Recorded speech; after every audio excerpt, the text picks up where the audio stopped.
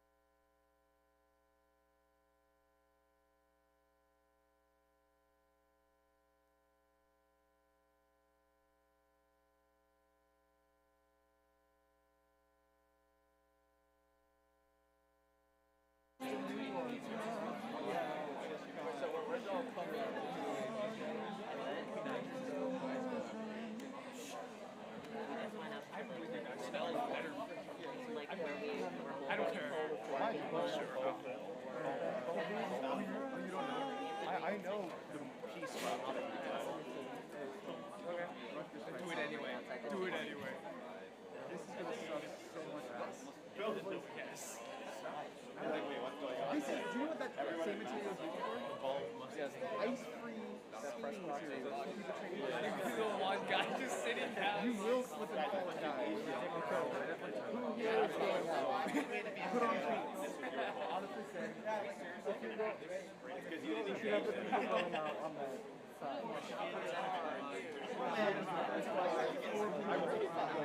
One non-elite club guy would be here. I'm not gonna fucking die. Also, you see, I can also try to run back to that seat and try to get my stuff.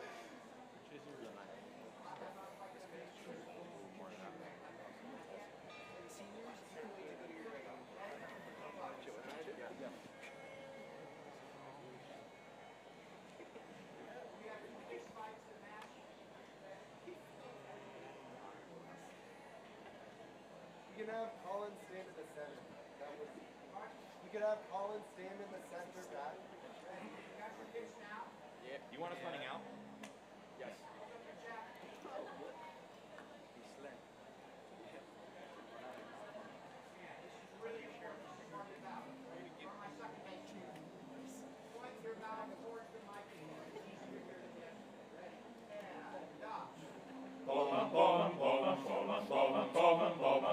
Marchmen of Rutgers.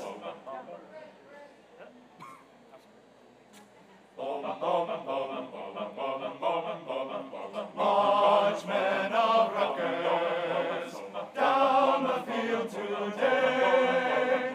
March to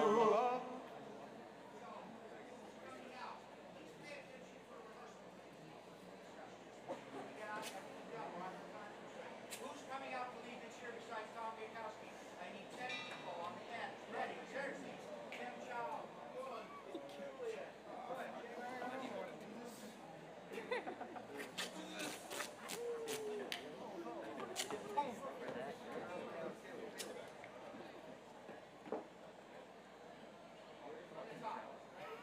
Who's coming out on this end? I don't have time to assign people. Who's coming out on this end? Who's coming out on this end? Who's coming out on this end?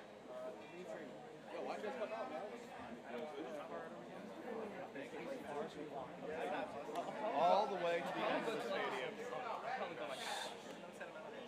Practice it, not slip. It's really slippery. Marchmen of Rutgers, down the field today. March to another score, forward to the fray. Men of Rutgers, as in days gone by, fight for the scarlet flag over the rest must fly. Keep Rutgers colors to the fore, for they must win, so fight, fight, fight, and we'll advance some more to score. The Rutgers flag flies high tonight. All right, we'll fling the scarlet banner high. The Rutgers men will fight, fight, fight, fight, fight, fight, fight, fight, fight. The bells of Queens each victory shout. The bells of Queens ring tonight. Are you rock, rock? Are you rock, rock? Hoorah, hoorah, Rutgers rock. Upstream red team, upstream rock, rock, Rutgers rock. Rutgers call the rest over the floor, for they must win, so fight, fight, fight.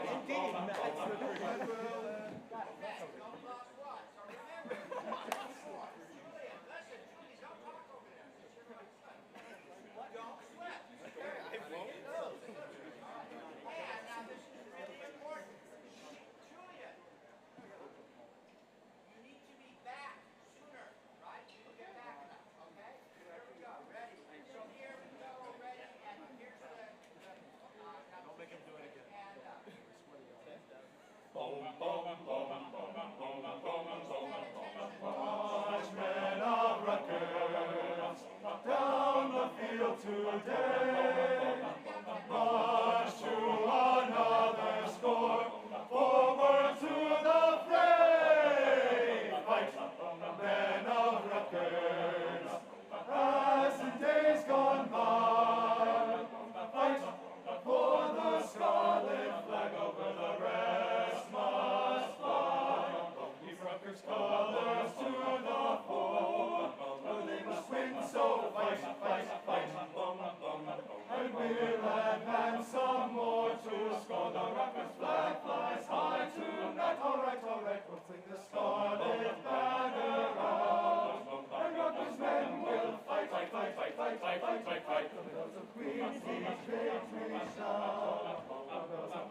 must sing tonight.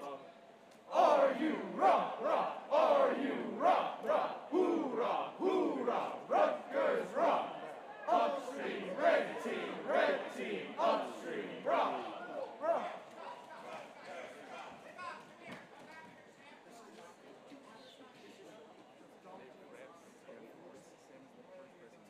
John!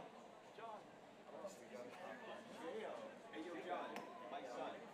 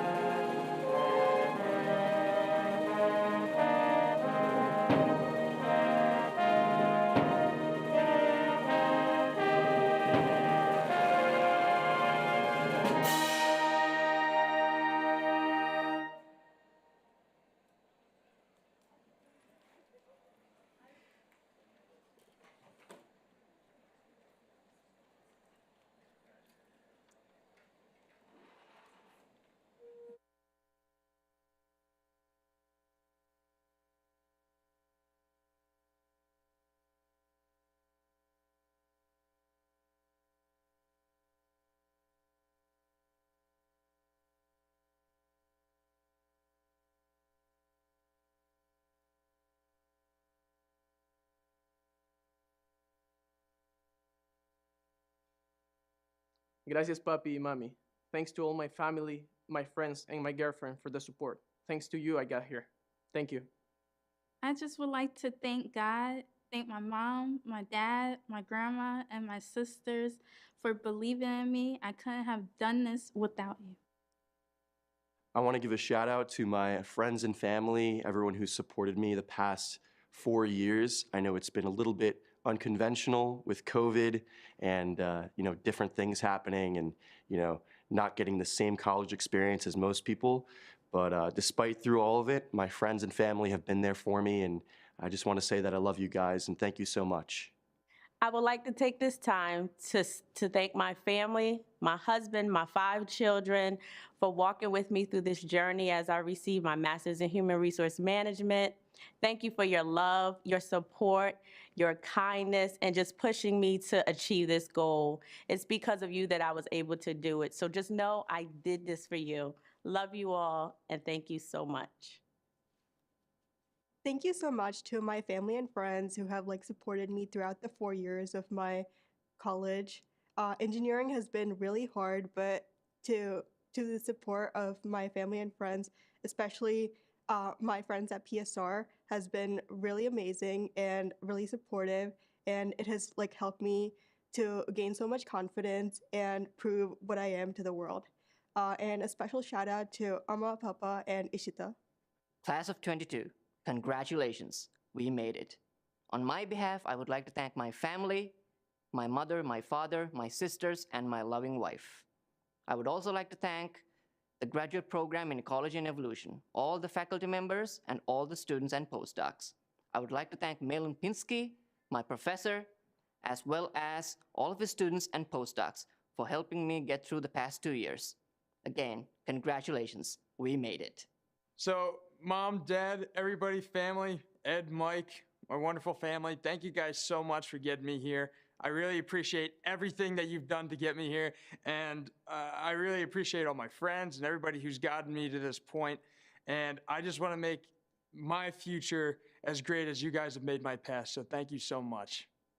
It's such an honor for me to stand here and convey this message that's all due to my teaching staff and my parents for their constant guidance. Standing here before all of my grads and looking behind at the legacy of the 4 years we have made is such a big thing for me. The thing I really want to share with all of you is that you should just stop dreaming and just start doing. No matter what your passion is, you should just start doing it. Living abroad away from my parents was such a hard thing for me. Studying abroad was such a difficult thing without them. And it all went through just because of their constant guidance and their constant support. I would like to thank my mom, my dad, and all of the teaching faculty for putting such a constant guidance and efforts towards me. Lastly, I would like to really appreciate my biology department associate professor, Shu Chan, for her constant efforts and help she put towards me. And lastly, I would like to congratulate all of the graduate mates to dress up good under their gowns with their silly hats. Thank you to my family, my friends, and my professors for this great educational experience. And I also want to thank my own family, friends, and professors too, because we're graduating. Woo! Congratulations, class of 2022. We did it. I just want to give a special shout out to my dad for making sure those term bills were always paid, my grandmom, my siblings, and my cheetah sisters. Congratulations, class of 22. We made it. I just want to say a big thank you to my parents, Helen, David, the brothers of Phi Chi Theta, and all my other supporters out there.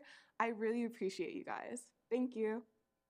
Hi, I just want to give a huge shout out to all my professors that have stood by me and supported me throughout all of my years here at Rutgers. Huge shout out to my friends and of course my family. Thank you guys for supporting me throughout this journey, and congratulations to class of 2022. We would like to start off by thanking our amazing families for the love and support throughout this journey. We'd also like to thank and a huge shout out to our friends and our classmates who are always helping us and motivating us throughout this entire journey and experience in RBS. And we would also like to thank our amazing professors that helped us along the way. Class of 2022, you rock! I'd like to give a shout out first and foremost to my friends who have been extremely supportive through these past 4 years, and I wouldn't have had the enjoyable time that I did without them. I'd also like to give a shout out to all my siblings who, without their guidance, I wouldn't have been able to choose my major and choose what I wanted to do through these past 4 years and in my career. And last but not least, I'd like to give a shout out to my mom, who has provided everything in her power for me to have the life that I do now, and my father, who, even though he's not with us today, I know he'd be extremely proud of me here at graduation. Congratulations, class 2022, we did it. I just want to say thank you, Rutgers, and especially thank you to my family back in China and in the US as well, and also to my boyfriend as well. Y'all been so loving, caring, and supporting. I love you all. Thank you. First and foremost, I'd like to thank my parents for always being there for me every step of the way. I'd like to thank my friends, especially Caitlin Tong, for providing me with some great laughs in times of stress.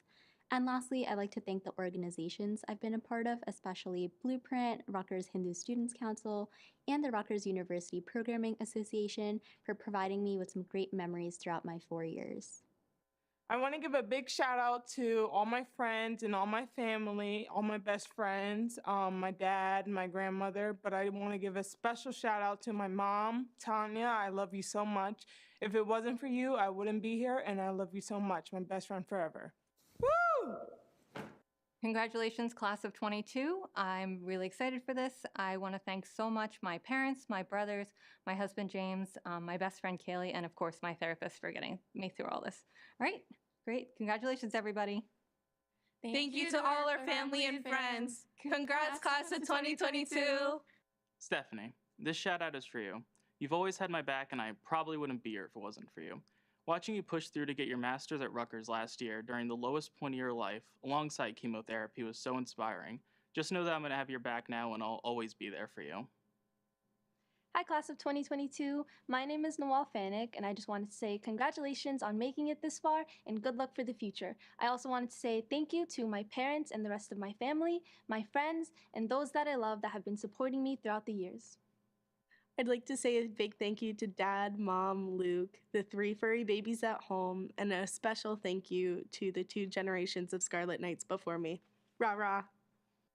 Congratulations, class of 2022. Thank you to my family and friends for all their support, and especially my mom for always believing in me and being the best role model I could ask for. Congrats, everyone! Congratulations, class of 2022, we finally did it. I'd like to thank my family, my friends and colleagues, my sorority Phi Sigma Sigma, and all the faculty at Rutgers University who has helped me along my journey towards my future. I can't wait to see all that we're going to accomplish. Congratulations, class of 2022. All of our hard work has finally paid off. I just want to thank my mom and my dad because I wouldn't have made it through these past 4 years without their love and support, and I can't wait to see what life brings next. First, I want to give praise to the Most High. Without his grace and his strength, I would not be able to walk across this stage. Next, I want to shout out my parents, my mom and my dad. Without their unwavering love and support, I would not have gone through my college career. Shout out to my siblings. They've kept me grounded all this while. And shout out to my home team, my friends from home, my friends from here, and everyone I met along the way. Y'all have made these 4 years what it was, and I'm just so grateful. We big fish now, 2022.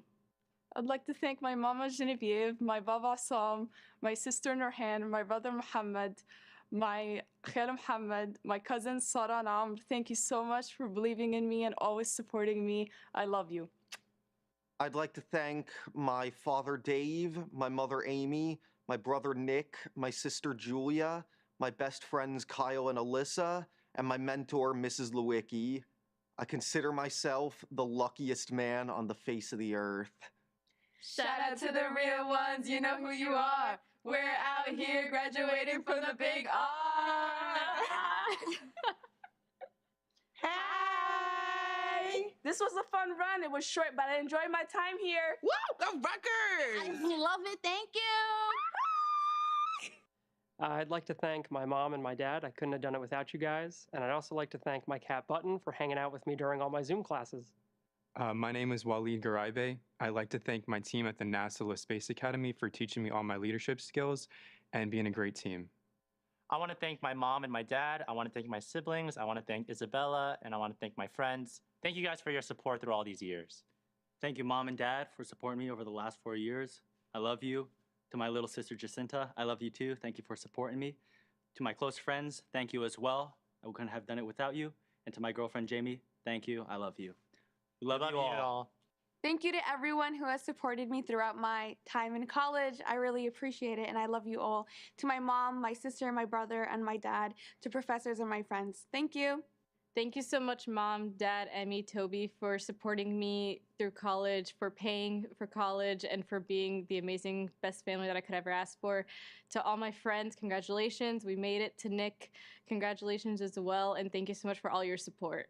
Hi, guys. Hi, Mom, Dad, Mark, family, friends. I just wanted to say thank you for supporting me.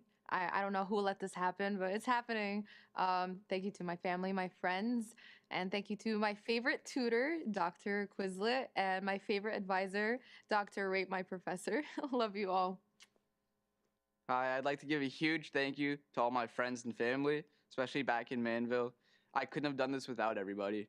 And as I move forward, I can't wait to see what the future holds for me. Thank you so much. Thank you so much to Rutgers, my family and friends, and Rupa for an amazing hot dog day. Hot dog!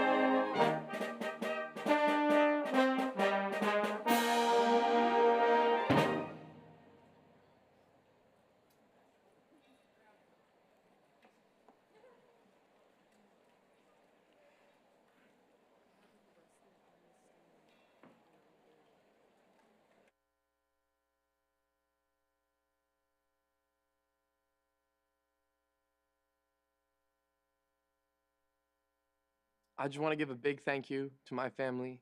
First and foremost, Babish. Second, my mom, Ammi. इस दुनिया में कोई अम्मी नहीं है जैसे आप हों. My brothers, my sisters, everyone. Just a big thank you. I'd like to thank my family, my friends, my advisors. It was a long 4 years, but we did it. Go Knights! I want to thank all my friends, all my family. I want to thank the School of Engineering, all the advisors, all the counselors, and I also want to thank Rutgers Future Scholars. I finally did it. We made it. Hello! I just want to say thank you to all of the Rutgers departments, specifically political science and psychology. I enjoyed my 4 years here. Hi! I would like to say thank you to my mom, my dad, my 3 older brothers, Adam, Abdul, Baba, and my younger sister, Amira, and say shout out to my auntie Sweva. I would like to thank my mommy, my brother Lucas, my sister Dana, and Papi for literally everything. Like I wouldn't be here without them. All my success is to them and God. And I would like to thank my film teachers for helping me go through film school. And yeah, good luck to everybody. I'd like to thank my mom, my dad, and my brother for my academic success here at Rutgers University. And I would also like to thank Ms. Berkeley throughout my 4 years here at college. And let's go, class of 2022. Hi everyone, my name is Isha Tariq and I just wanted to come out here to say a special thanks to my mom and dad for supporting me through this entire journey and a special shout out to my brother and sister for always being there for me. And I can't forget my friends for making this year so memorable. Alhamdulillah guys, we made it! Hey guys, my name is Shariar Kamran. I majored in biological sciences and I minored in psychology. I just wanted to give a special shout out to my parents. Shout out to my mom for teaching me to work harder and achieve my dreams. And shout out to my dad for pushing me to never give up. Thank you.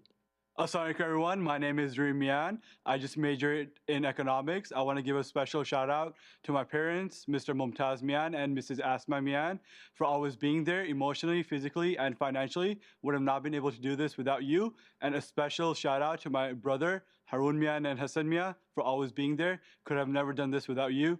We out.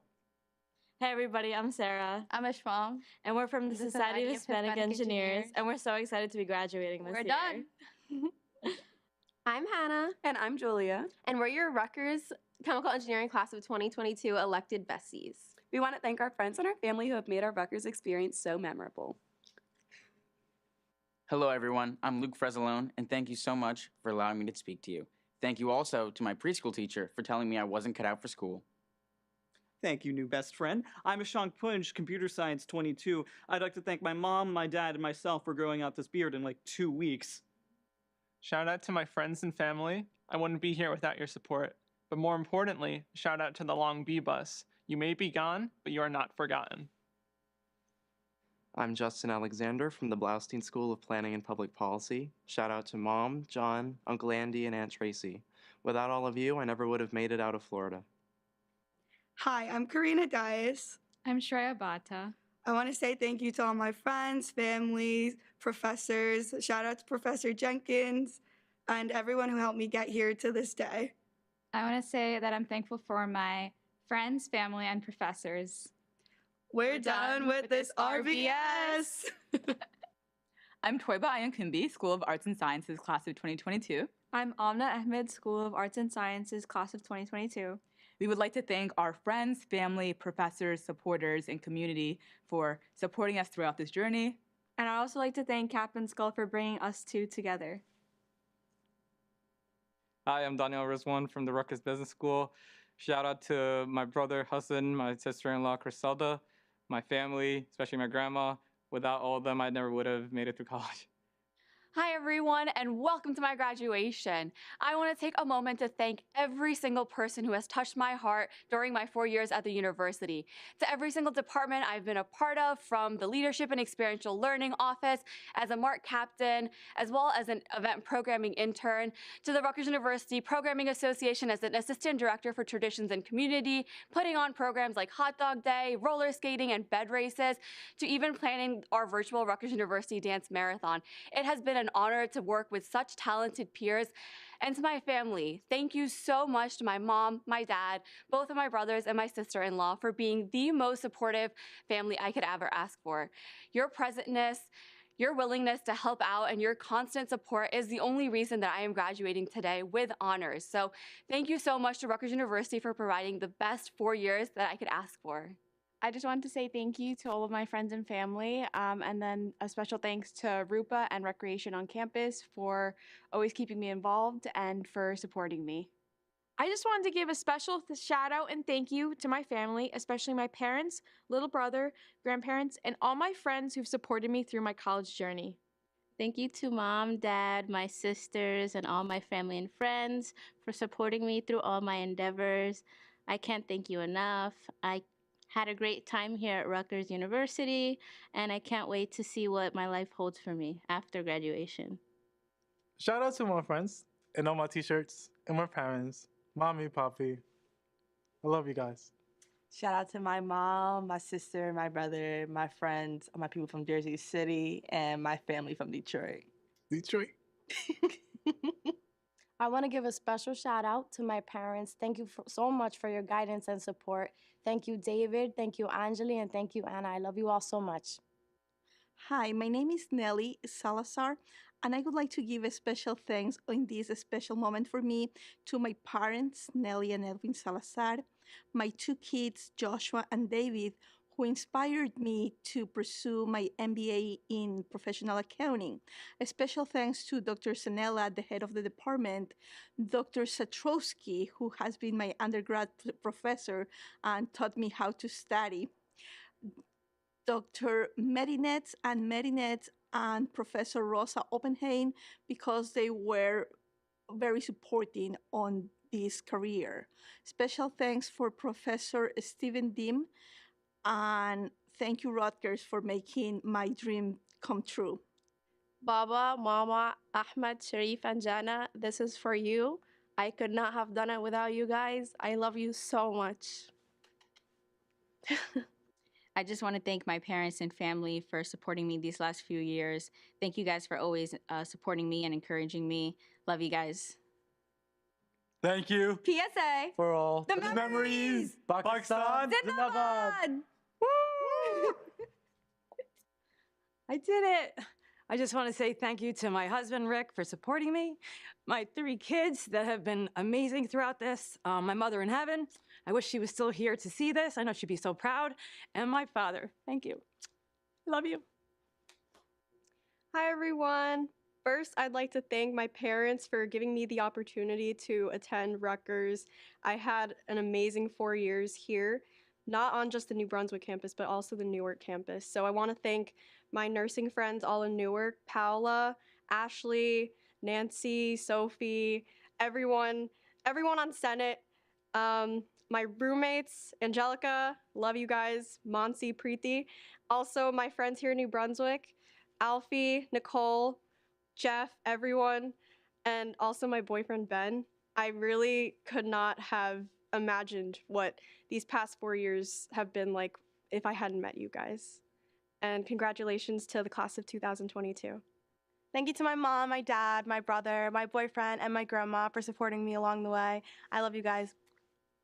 I would like to thank my mom, my dad, my brother, and all my friends for their countless support and their and giving me the courage to get to where I am today. I'd also like to thank the SCBS Honors Program for giving me all the opportunities to succeed, and I'm excited to see where this journey takes me next. Hi, I'm Jared Eisenberg. I just wanted to shout out and thank a few of the organizations I've been with on campus, including my club, Scarlet PR, and the Public Relations Student Society of America. You are all wonderful people, and I can't wait to see you all continue on your endeavors. I also want to shout out the Scarlet Ambassador team at Rutgers undergraduate admissions at the Visitor Center. I'll miss you all so much. Keep doing those tours and encouraging people to come here. And of course, I want to thank my mother, Christine, my father, Ian, and my brother, Aiden, for their constant support through my 4 years at Rutgers and continuing to my 5th year as a grad student. Thank you all. Happy graduation! Congratulations to the class of 2022. A huge shout out to my Douglas family and all of the communities that have embraced me over the past 4 years. And to Dadima, Dadaji, Nanima, Nanaji, Mama, Papa, and Toshani, thank you so much for everything. This is everything, and this is ours. I can't wait to celebrate with you all. Thank you. Thank you to everybody who has built me. You have helped me grow into the person I am, and I wouldn't be who I am without you. And this is all possible because of you. Thank you. Hi everyone, congrats on graduating to the class of 2022. I just want to give a huge shout out to Mom, Dad, and Ben, and to all of my friends I made at Rutgers this year. I can't believe this is happening. This is kind of crazy. I just want to give a huge shout out to Rupa. You guys made my whole college experience so amazing, and the amazing opportunities and events we led this year. And I hope everyone out there made a Rupa memory after they graduated. So congrats and good luck. Hi, Rutgers. Can't believe that graduation's already here. I'd just like to give a huge shout out to all my friends for your support throughout the years, and my family, specifically Mom, Dad, Dan, Rocco, and Leah. All of your love, support, and encouragement throughout the years have gotten to me where I am today, and I can't wait to see where this journey takes us. Who knew that in 4 years I'd have a biochemistry degree from Rutgers Environmental School of Biological Sciences? Thank you so much for everything, and can't wait to see where the journey takes us. Hey everyone, it's Hayden. Shout out to my family, my mom, dad, and my sister. I want to give a shout out to all my friends from Brett Hall, the 160, LJM and the Richardson crew, of course, Rutgers Athletics Marketing, and last but not least, Alan Witch. Hi, I'm Dr. Ariel Furlong. I'm getting my doctorate in nursing. Hi, Mom. Hi, family. Thank you for being here. Magna cum laude. So excited to be graduating from Rutgers.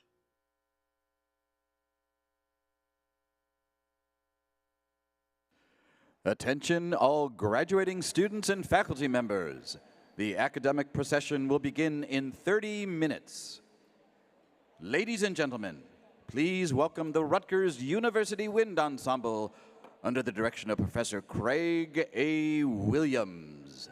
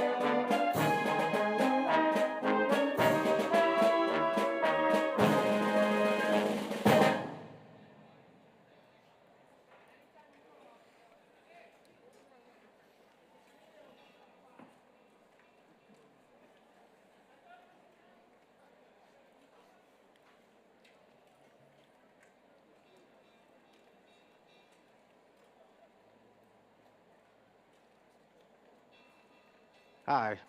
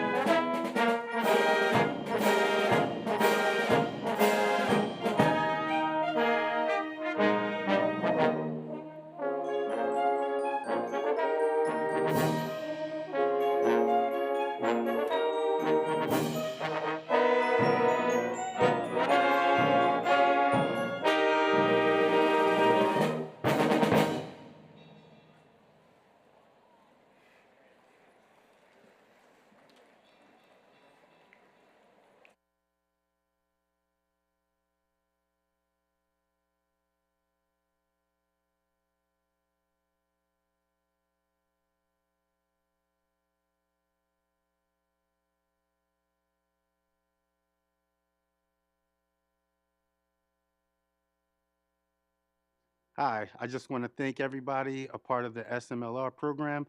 I want to thank my friends, family, my kids, my support system. I couldn't have done it without you. Thank you. Hi, Ami. Hi, Papi. I love you.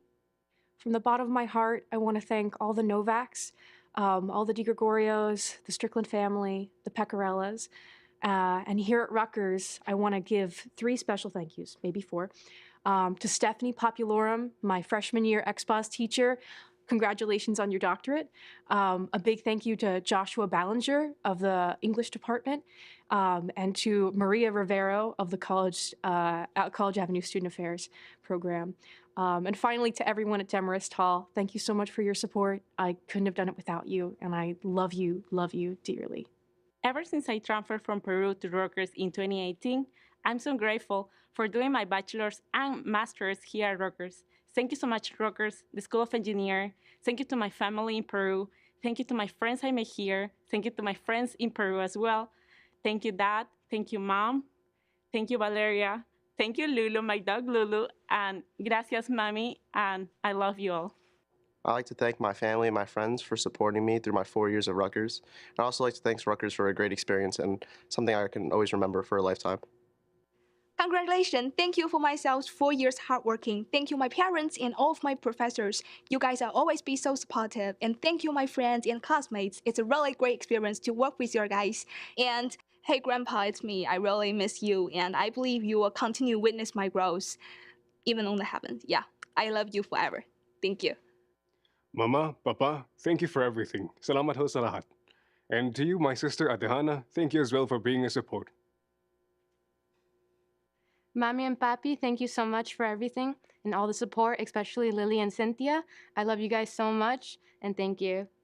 Huge thank you to my family, my parents, grandparents, sister, my boyfriend, all my friends here. Thank you very much.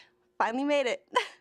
Hi, I want to thank my mom, my dad, and my brother Peter for all of their constant love and support throughout my last 5 years here at Rutgers. I love you guys so much, and I wouldn't be able to do it without you. Congratulations to the class of 2022. Hey everyone, I can't believe I finally made it to graduation. 4 years really flew by, but I just want to take a quick moment out to thank the people that really made it possible. First and foremost, Mom, I love you so much. Thank you so much for being so supportive and being my rock throughout my entire 4 years. I love you, I love you, I love you. To the meteorology department, I couldn't have done it without you either. You've been so supportive of me the entire time. Always answer my questions whenever I needed help. And to the Honors College, the strongest support system of all. You guys have been there for me every step of my 4-year journey, and I thank you for helping me and guiding me through my career here at Rutgers. Very excited to graduate. Happy graduation! So hi, I'm Zilling, and I'm here just to thanks for everyone that helped me in the past 4 years. Any professor, any classmate that have helped me to be this have success in my whole life. And then also I have a word for everybody is that we are not only come this far to come only this far. So let's go, let's explore the world later.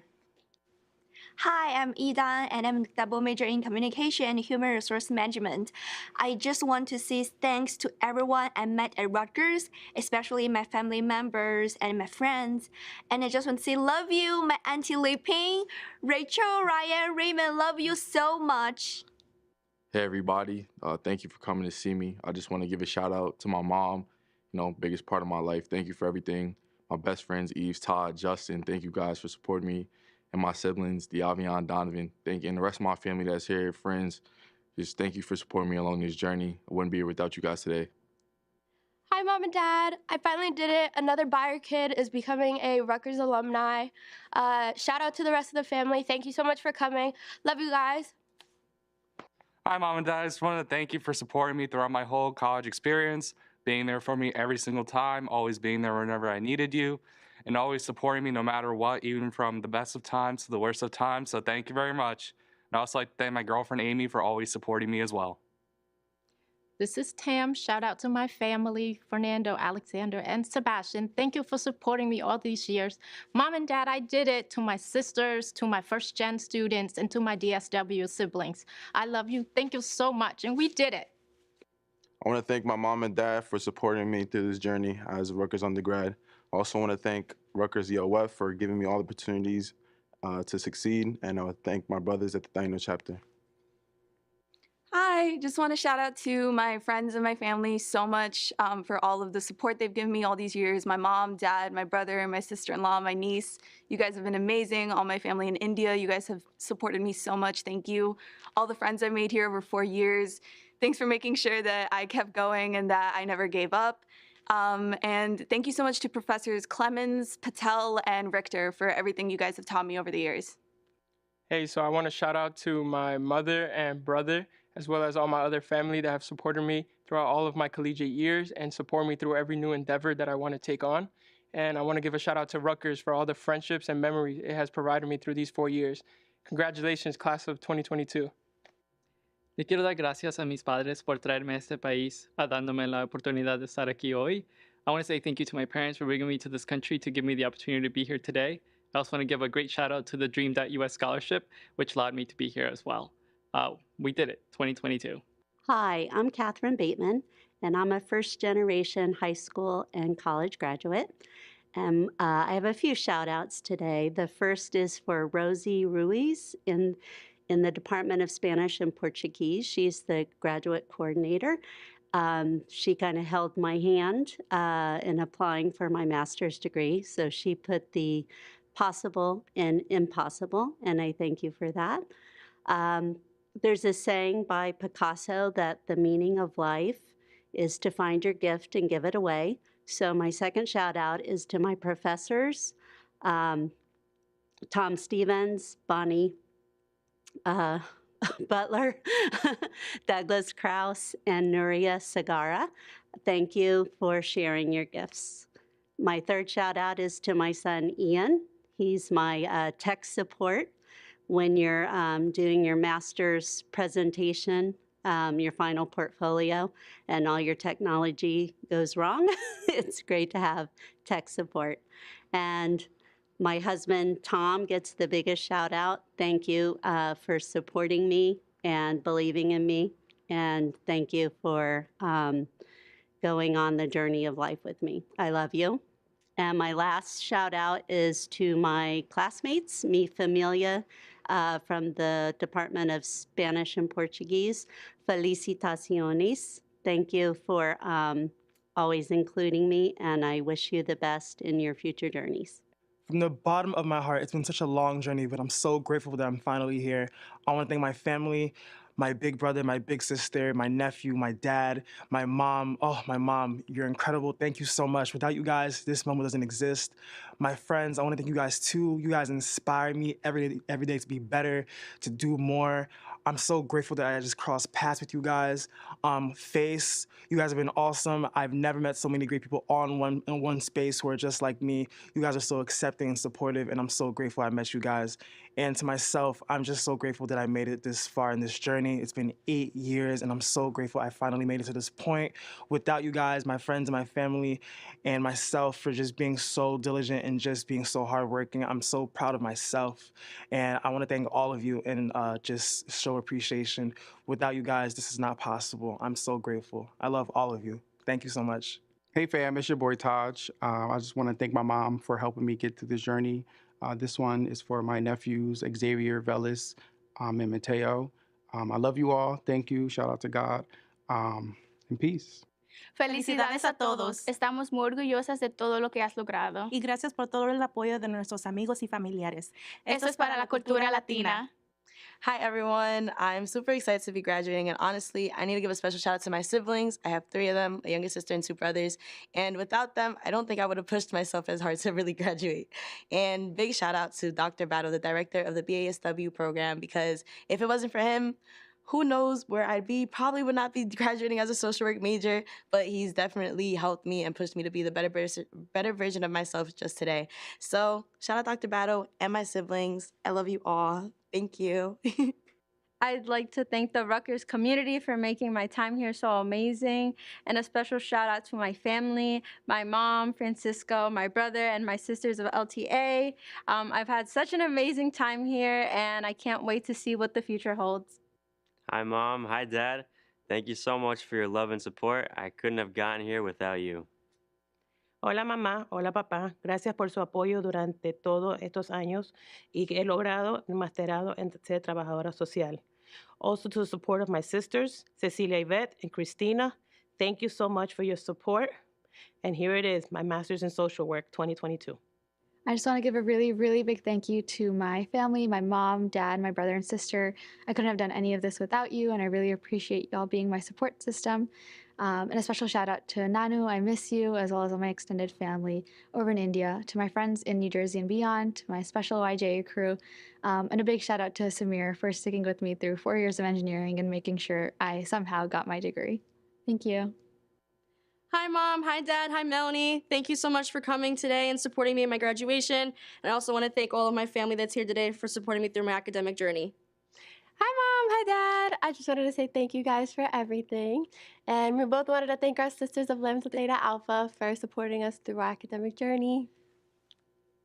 Shout out to my mom, my dad, my sister Jenna, my roommate Miso, my Mima and Papa, my Lola Lolo, my boyfriend Mikey, all my friends at HC, and all my Frisbee teammates.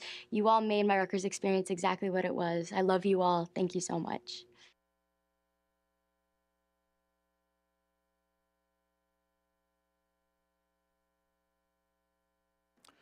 Ladies and gentlemen, as a courtesy to other guests, seats can no longer be held. Ladies and gentlemen, we have a few announcements before the ceremony begins. Please silence all noise-making and electronic devices. The stadium is a smoke-free facility, and we appreciate no smoking. Rutgers Athletics reminds you that bottles, cans, alcoholic beverages, coolers, noise-making devices, balloons, laser pointers, balls, fireworks, weapons, sticks, poles, containers, pets, and any other items deemed dangerous and/or inappropriate are prohibited from being brought into the facility. Thank you for your cooperation. Please do not enter the field. Only graduates and faculty members are permitted onto the field surface. Please put litter in its place. Rutgers University appreciates your help in keeping the stadium a safe and clean environment. The Rutgers cannon will fire in celebration of our graduates at the end of the ceremony. This sound may be startling. Please be prepared.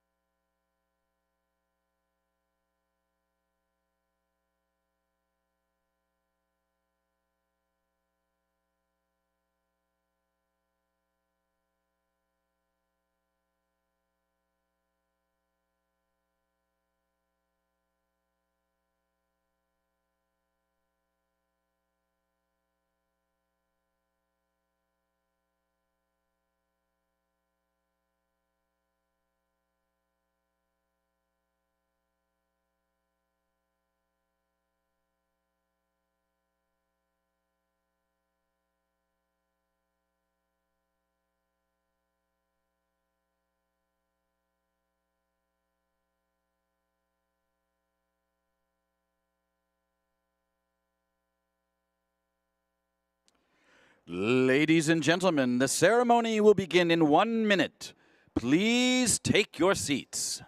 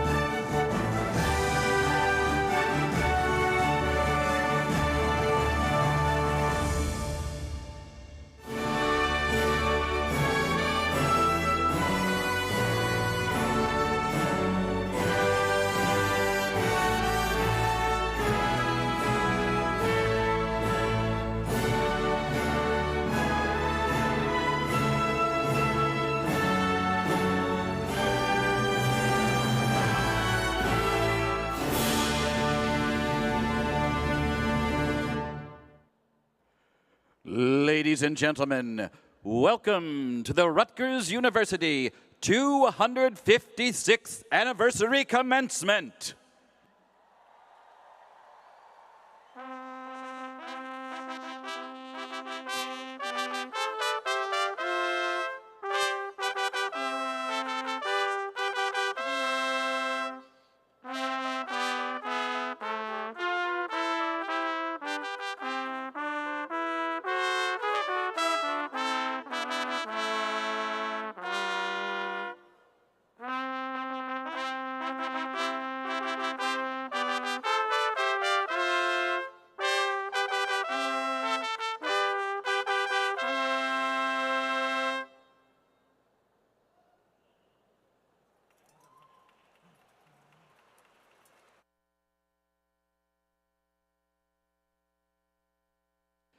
Ladies and gentlemen, now entering from the southeast entrance to the field, the Rutgers University Gonfalon, carried by the chair of the University Senate, Mr. John L. Oliver.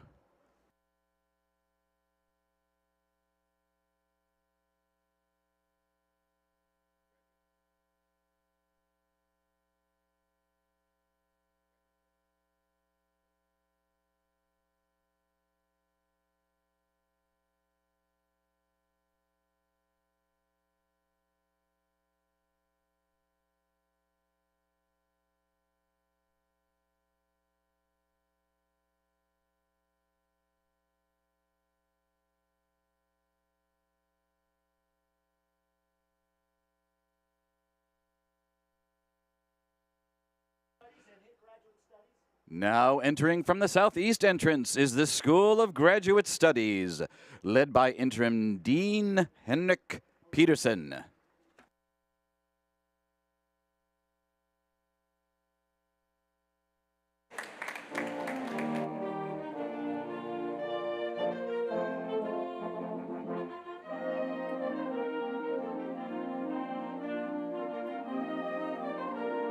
Now entering from the southwest entrance is the School of Engineering, led by Dean Thomas N. Ferris.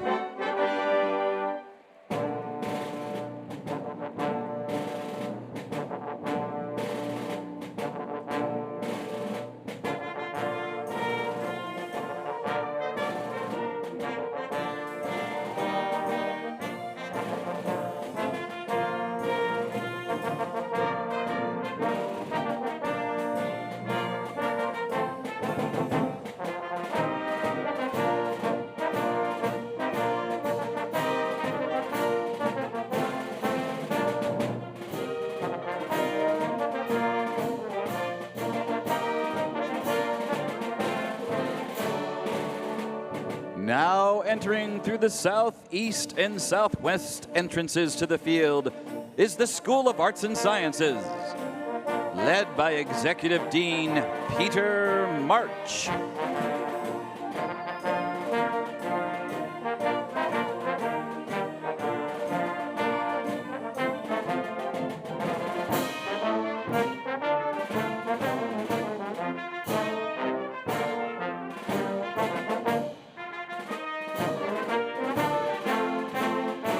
Now entering from the southwest entrance is the Rutgers Business School, Newark and New Brunswick.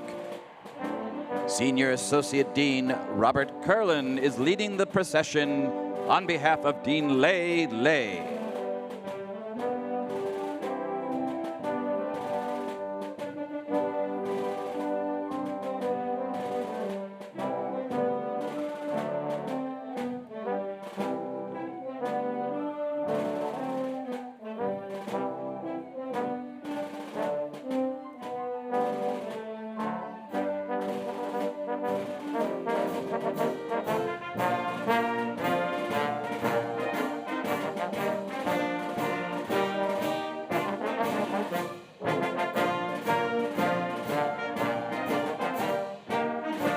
Now entering from the southeast entrance is the School of Environmental and Biological Sciences, led by Interim Executive Dean Laura Lawson.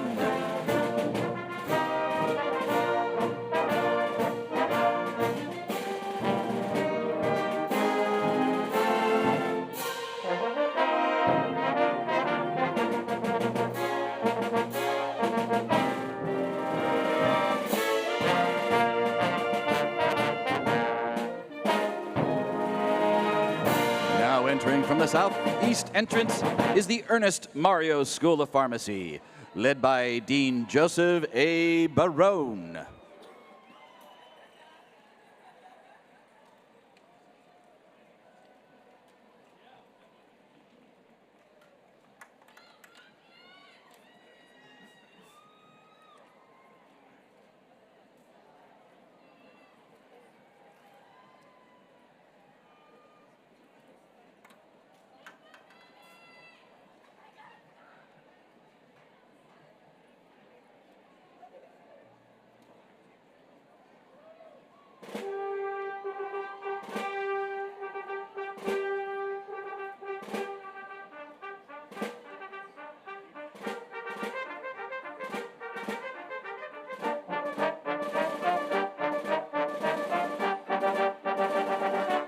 Now entering from the southeast entrance is the New Jersey Medical School, led by Dean Robert L. Johnson, followed by the Robert Wood Johnson Medical School, also led by Dean Robert L. Johnson as interim dean.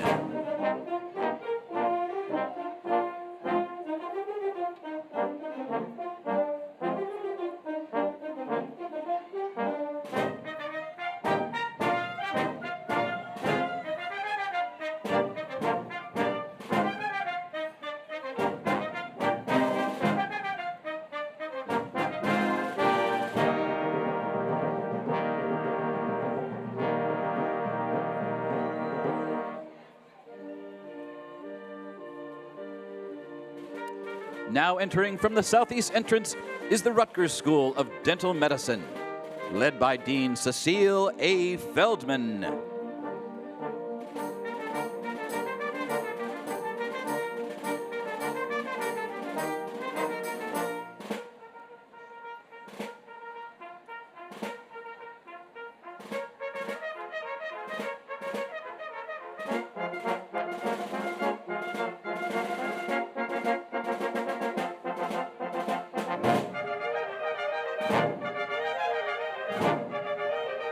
Now entering from the southeast entrance is the School of Nursing, led by Dean Linda Flynn.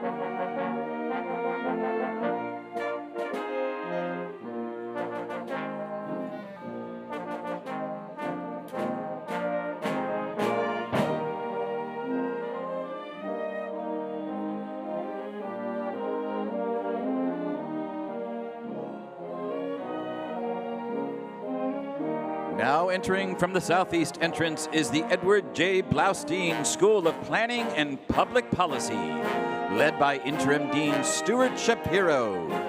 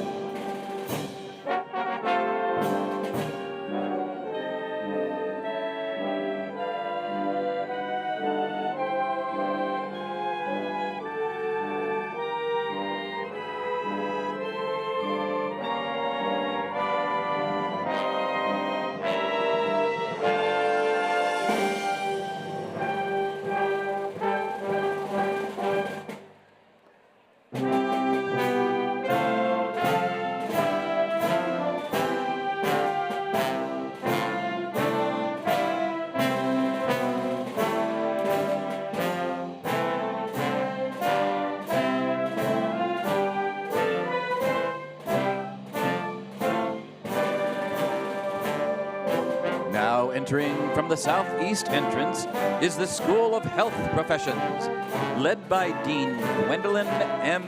Mahon.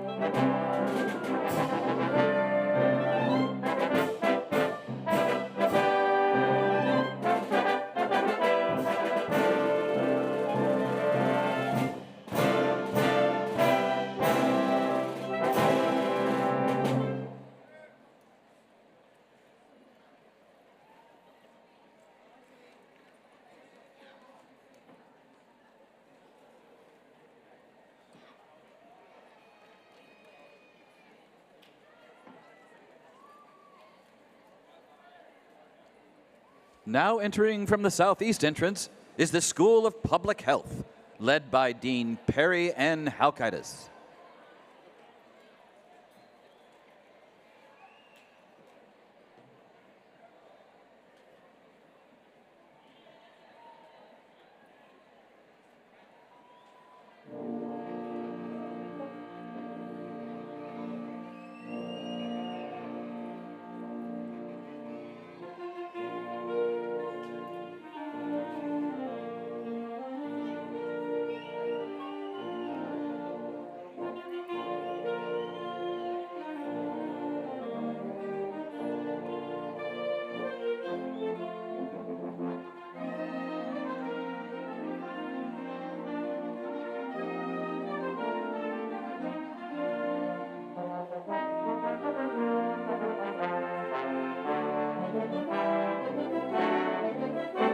Now entering from the southwest entrance is the Graduate School of Applied and Professional Psychology, led by Interim Dean Ryan J. Kettler.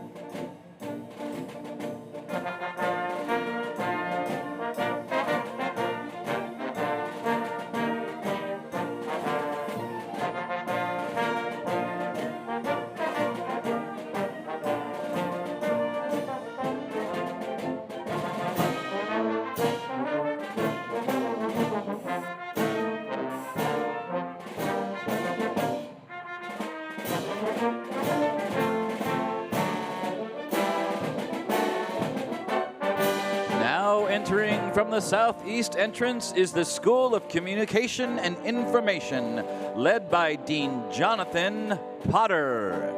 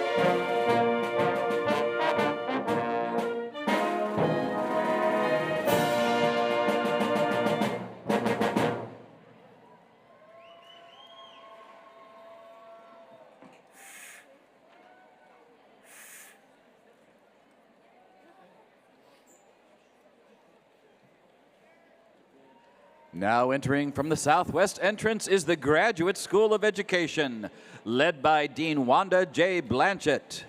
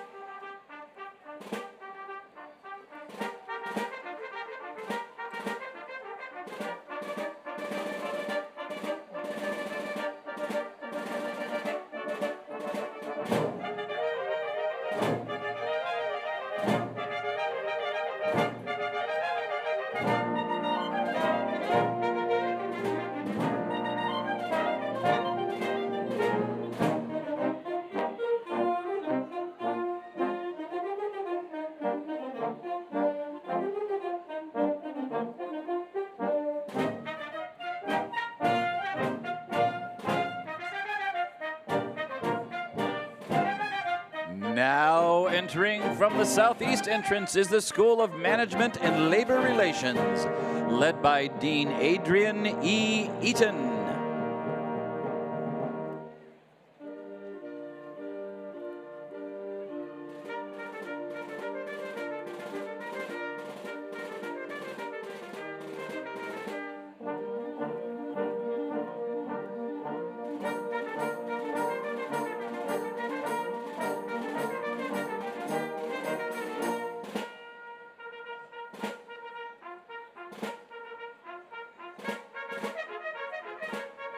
Now entering from the southwest entrance is the School of Social Work, led by Dean Catherine C. Potter.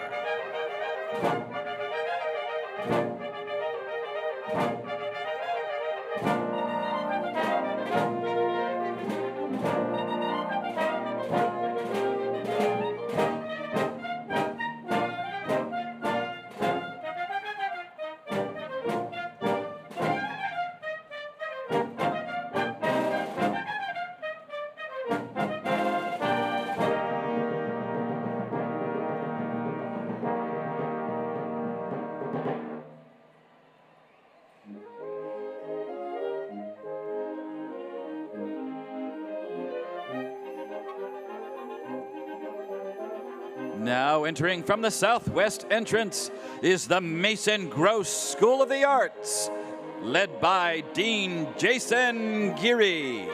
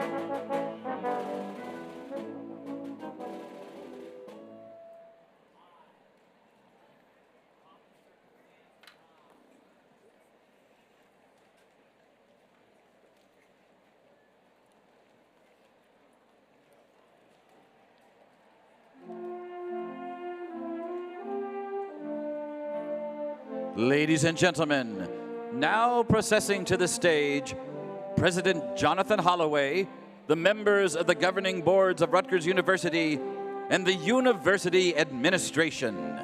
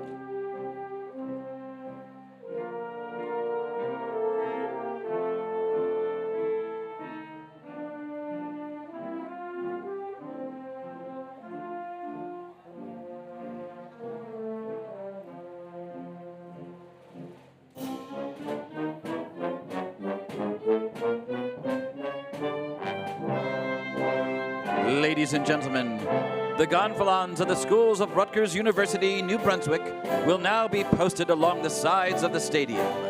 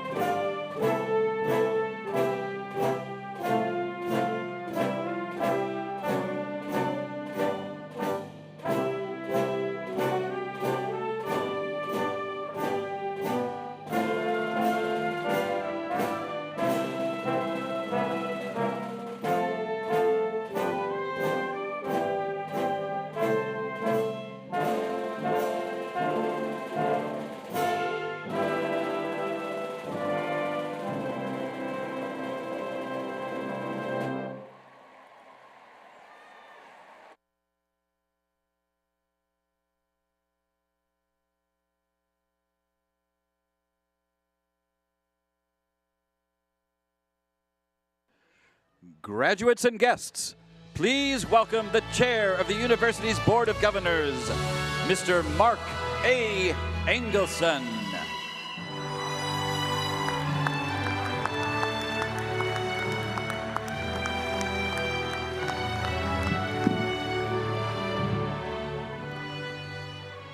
Thank you.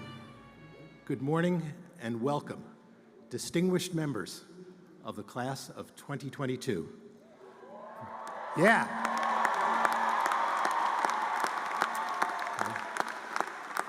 And to the proud parents, grandparents, other family members, and friends. This is the 256th anniversary commencement, and it is a celebration of all of you, each and every one. Before we go any further, how about a noisy, rousing Rutgers ovation for all of you and all of your hard work and sacrifice in having come this far. Yeah.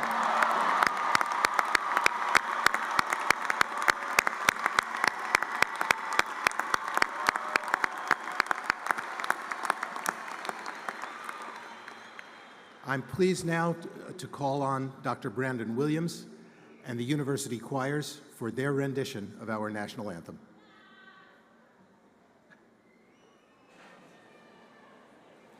Oh, say, can you see by the dawn's early light what so proudly we hailed at the twilight's last gleaming, whose broad stripes and bright stars through the perilous fight o'er the ramparts we watched were so gallantly streaming, and the rocket's red glare, the bombs bursting in air, gave proof through the night that our flag was still there. Oh, say does that star-spangled banner yet wave o'er the land of the free and the home of the brave.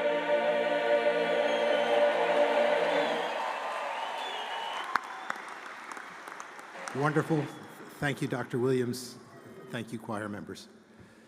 During 4 years as undergraduates, you experienced a controversial president of the United States who would leave office under a cloud, a nation in disarray from unprecedented political division, the murder of a black man, with national media coverage resulting in protests and outcries in cities and towns all across America and the world over, a war raging overseas that will determine the future of a pivotal nation and maybe of the whole world order, and a case about a woman's right to choose argued before the U.S. Supreme Court, and so much more.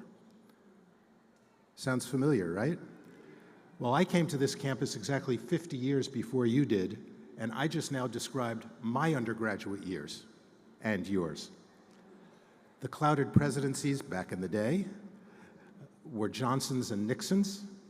The murdered black man, iconic black man, was the Reverend Dr. Martin Luther King Jr. The war was in Vietnam, not in Ukraine. And the Supreme Court case was a new name for us back then, Roe v. Wade. Our parents worried about our futures, and we worried about the future of our world and about being drafted into the military. But there's good news, folks. That's for the parents and grandparents.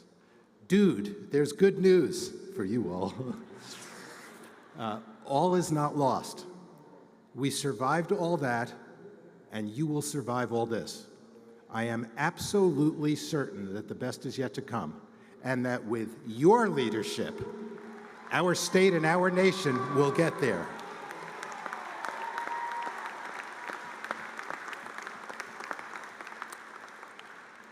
For sure, there are also many differences between your undergraduate experiences and mine. Back then, we had no internet. Therefore, no social media, no email, no texts, no apps, no cell phones, no cable TV, no electric cars, and I could go on and on.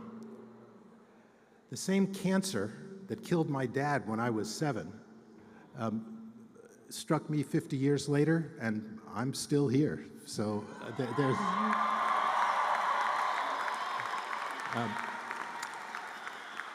I recommend to you all a book called Free Spirit, Tom Gross's biography of his dad, then Rutgers president, Mason W. Gross.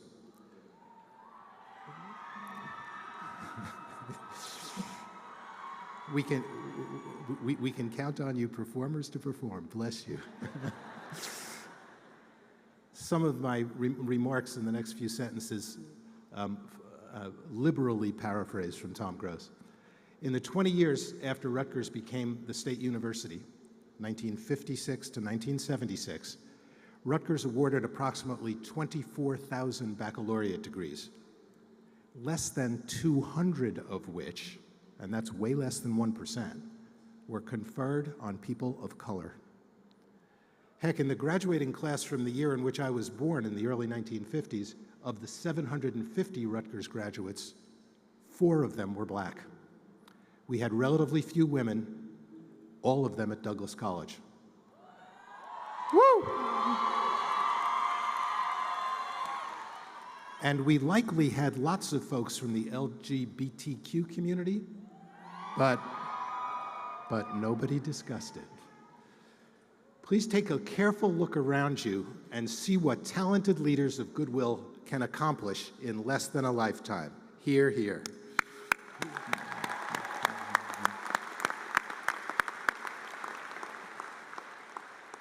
I challenge you to continue to do the same. Go forth from here and do well, and while you're doing well, do good. Make us proud. I could ask no more. You should do no less. Mason Gross was beloved by students, faculty, and staff. Walking in here, standing next to Jonathan Holloway, I get the idea again. We adored Mason. He was wide open to new ideas, progress, and change.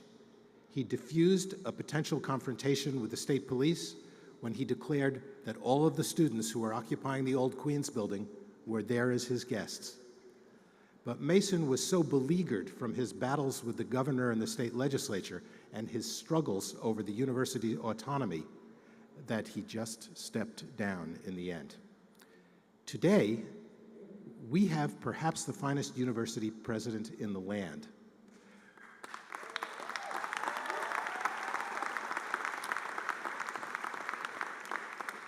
Presiding over unprecedented cooperation between the university and leaders in the state government. In 2 short years, he's turned this place upside down for the better, and he's just getting started. Before he came to us, he was Dean of Yale College and then Provost of Northwestern, as you know.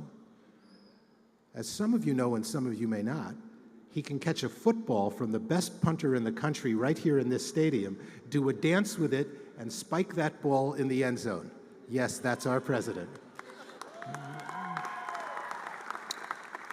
He's not professionally happy unless he's engaging with students. He married the magnificent Aisling Cologne, and we got 2 for the price of 1. Hear, hear. I recommend to you his Faces and Voices of Rutgers video series, in which he interviews phenomenally interesting students, alums, staff members, faculty, and others. For those of you who'd like to get to know him even better, please read the autobiographical sections of his book, Jim Crow Wisdom. Ladies and gentlemen, it is with great pride, admiration, and no modicum of affection that I introduce you to my dear friend and colleague, the 21st president of Rutgers University, Jonathan Scott Holloway.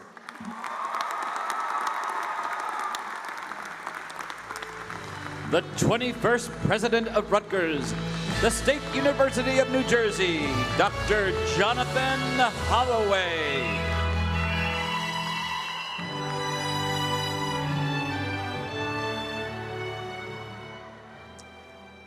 Good morning, everybody. What a glorious, glorious morning it's turned out to be. Thank you, Chair Engelson, for those very kind words. Enough about me, though. This is all about you. Graduates, families, guests, members of the boards of governors and trustees, administration, faculty, staff, and alumni, I welcome you to Rutgers University's first in-person commencement ceremony since 2019, and it feels wonderful, doesn't it?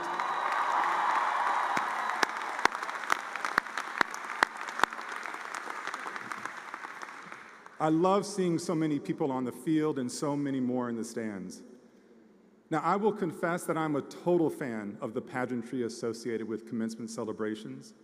All of the ritual, the solemnity, the music, the balloons, the photographs, the traffic jams, the lost parking registrations, the uninvited guest who orders the most expensive meal at the celebration dinner, the toddlers' meltdowns, the parents' meltdowns.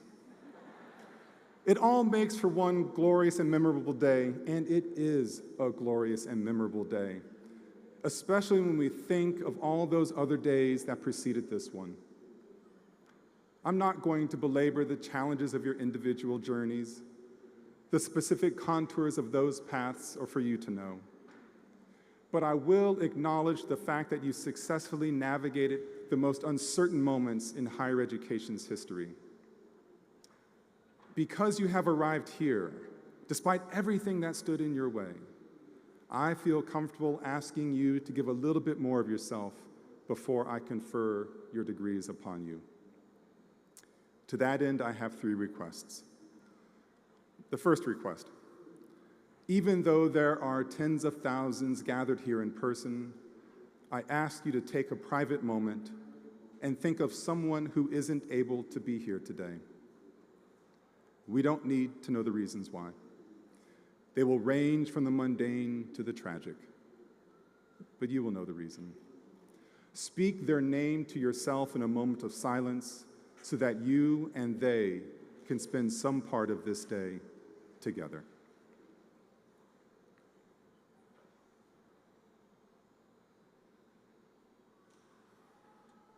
Thank you. The second request: think of someone who's not a member of your family, someone who has helped you get to this moment. How they helped you might be very private, but saying that person's name out loud is a well-deserved public declaration of gratitude. So on the count of 3, wait for it please, say that person's name. Now, there are roughly 15,000 graduates for the university, so I expect that this will be a cacophonous moment, but what a glorious piece of noise it will be, an untuned choir of appreciation. So on the count of 3, say that name. 1, 2, 3.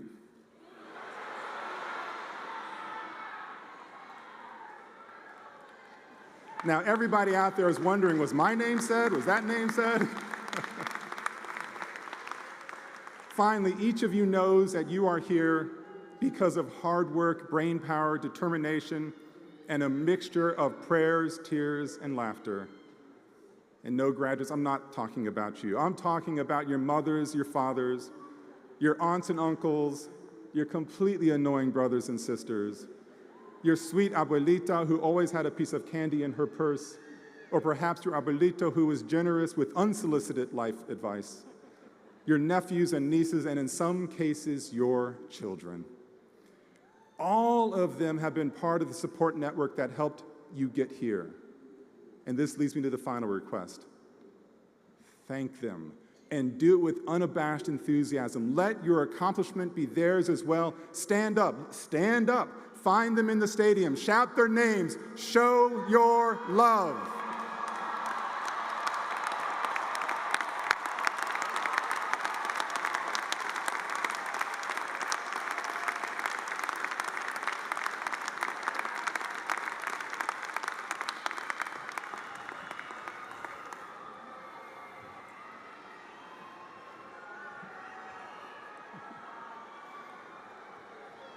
It's beautiful.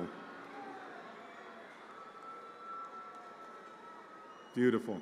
So I think you've now done the most important thing you can do today, express your gratitude.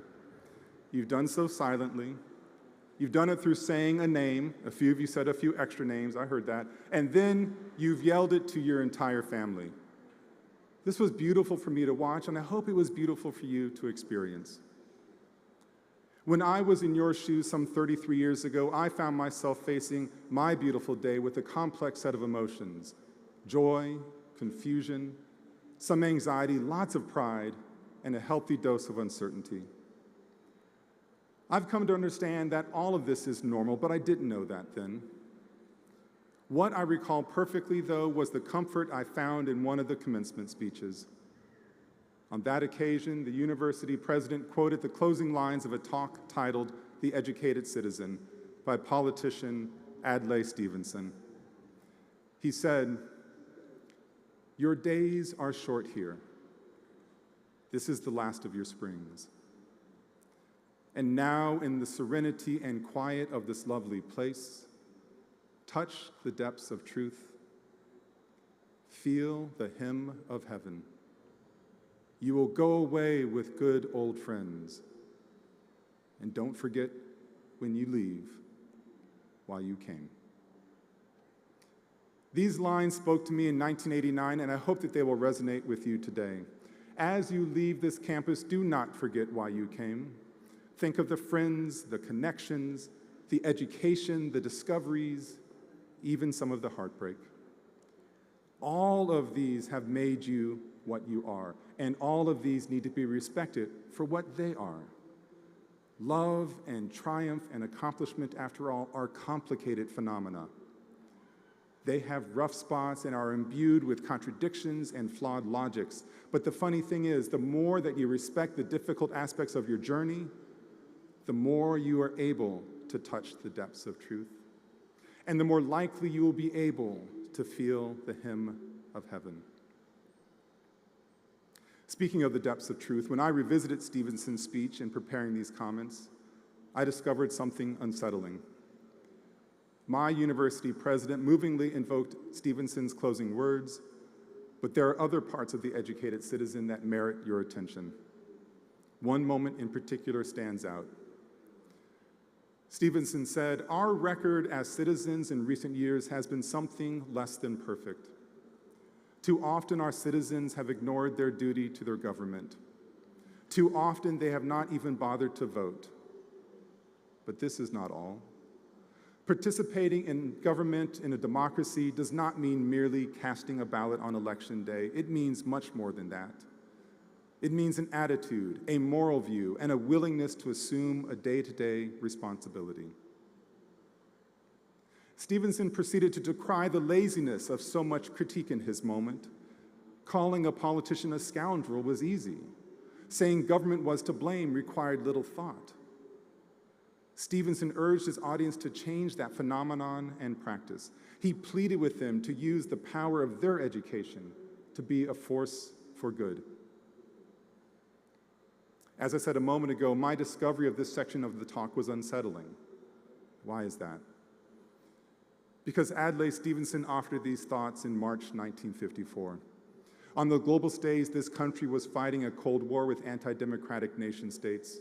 On the national front, the Supreme Court was 2 months away from roiling society when it would issue its opinion in Brown versus the Board of Education, the school desegregation decision hailed by many for being socially just, but also criticized by others for judicial overreach. While so much has changed and changed for the better since 1954, an honest assessment of this moment shows us that the past was prologue. Whether our attention today is focused on international hotspots or whether we are trying to determine how local landscapes might change in the wake of looming Supreme Court decisions, we cannot deny that we are facing a myriad of challenges. My question to you is this: what are you going to do about it?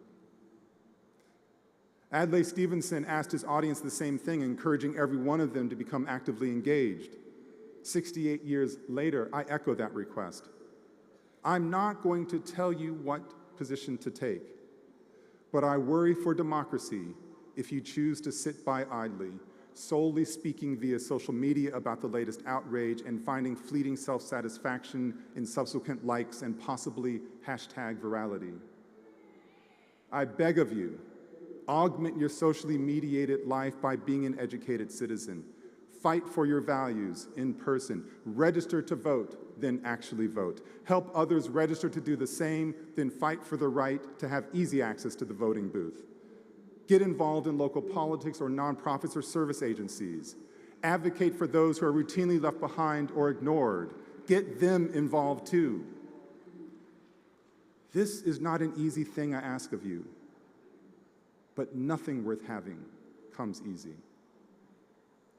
Democracy does not come easy.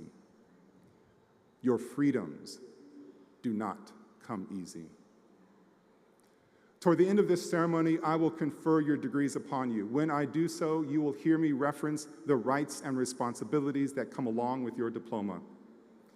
These are not idle words. As Rutgers alumni, you will have the rights that accompany being a member of this very special community, but you will also have the responsibilities of upholding the best aspects of that community in order to make it better, more robust, more accessible, more inclusive, more prestigious, more accountable. Accepting these responsibilities as a condition of benefiting from these rights is what educated citizens do. Graduates, I have asked a lot of you in these closing moments, but I know you're up to the task. After all, you have proven to me time and again that you can handle anything placed in front of you.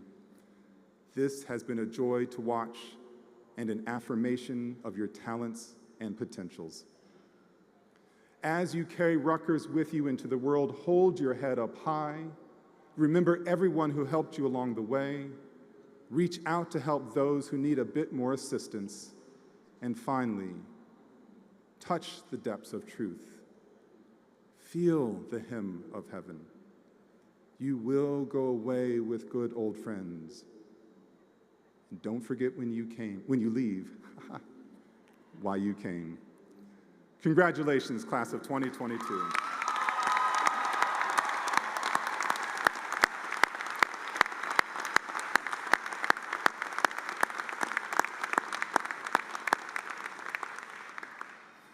Now, it is my pleasure to recognize the members of the two governing boards of the university who are seated with us on the dais.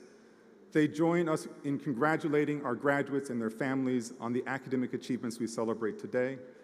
So members of the Board of Governors and Board of Trustees, please stand up.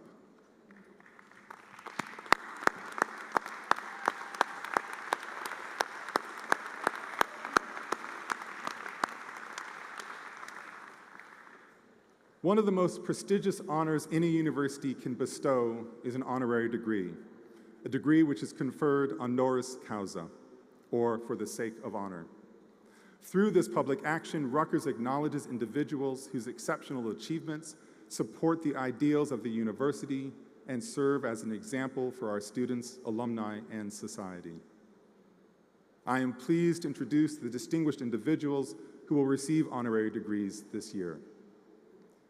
A detailed accounting of their accomplishments can be found in your commencement program. Our first candidate is Dr. Robert L. Barchi, who will receive an honorary Doctor of Humane Letters degree. Dr. Barchi, welcome back to Rutgers Commencement.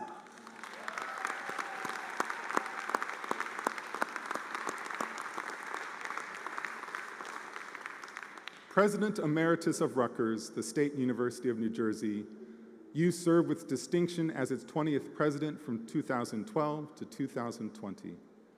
In your first year, you guided the nation's largest higher education merger when nearly all of the former University of Medicine and Dentistry of New Jersey was integrated into Rutgers. Your administrative and medical expertise proved invaluable as you helped establish Rutgers Biomedical and Health Sciences and shepherded the university's agreement with R.W.J. Barnabas Health to create New Jersey's largest and most comprehensive academic health system. Rutgers Health, one of the first academic healthcare provider organizations to integrate a full range of healthcare specialties under one umbrella, brings Rutgers expertise and research to the citizens of New Jersey and boasts New Jersey's only National Cancer Institute designated comprehensive cancer center. You launched the university's first comprehensive strategic plan in nearly 20 years and a corresponding physical master plan to equip Rutgers to be best in class in education, research, service, and healthcare. Through modernization of technology, you strengthened the university's academic, business, and administrative systems with a renewed focus on the student experience. Under your leadership, Rutgers achieved its first billion-dollar fundraising campaign and completed more than $2.5 billion in capital projects, including the Honors College at Rutgers, University New Brunswick, and signature academic buildings on all campuses. Rutgers is deeply grateful for your immeasurable contributions to elevate the visibility and prestige of the university. Dr. Barchi, please join me at the podium.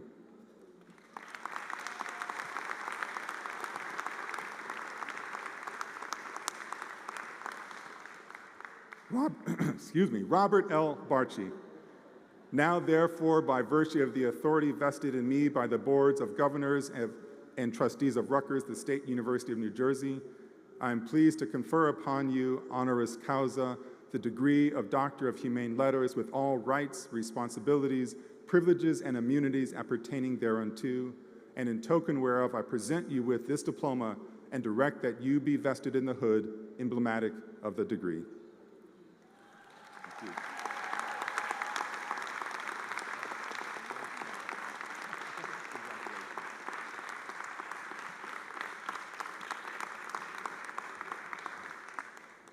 Our next presentation is an honorary Doctor of Science degree, which will be presented to Dr. April Joy Erickson. Your story is one distinguished by firsts. The first African-American woman to receive a PhD in mechanical engineering from Howard University.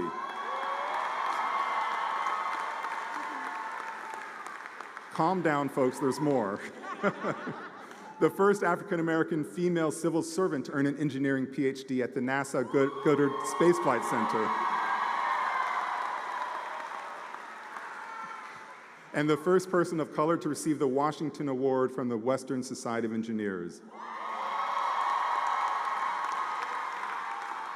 During your almost 30-year tenure with NASA, you have made noteworthy contributions as an aerospace engineer, technologist, project and program manager, and executive. Among your many accolades, you have been named one of the most powerful women engineers by Business Insider.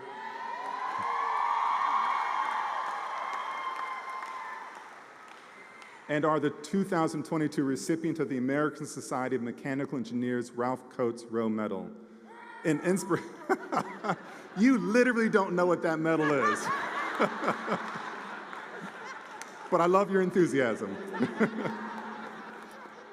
An inspiration to us all, you have been an outstanding proponent of underrepresented groups in STEM fields, actively serving as a mentor to countless young women and minorities, and supporting them with a curated pipeline of scholarship, grant, internship, and employment opportunities. You have lent your expertise to aspiring students, teaching at Howard University, the University of Maryland, and Bowie State University. You have given back by serving as the chair of the Advisory Council of Howard University's Department of Mechanical Engineering, co-founding advisor to the National Society of Black Engineers Dynamic Mathematical Visionaries Chapter, and a board member of MIT's Industry Advisory Council for Minority Education. Beyond your admirable success, your story is one of social change as you exemplify the pursuit of a dream that once seemed impossible, and as you encourage others to do the same. Dr. Erickson, please join me at the podium.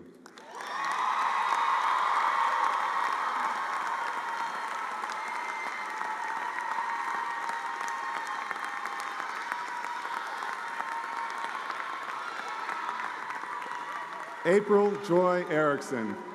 Now, therefore, by virtue of the authority vested in me by the boards of governors and trustees of Rutgers, the State University of New Jersey, I am pleased to confer upon you honoris causa, the degree of Doctor of Science, with all rights, responsibilities, privileges, and immunities appertaining thereunto. And in token whereof, I present you with this diploma and direct that you be vested in the hood emblematic of the degree.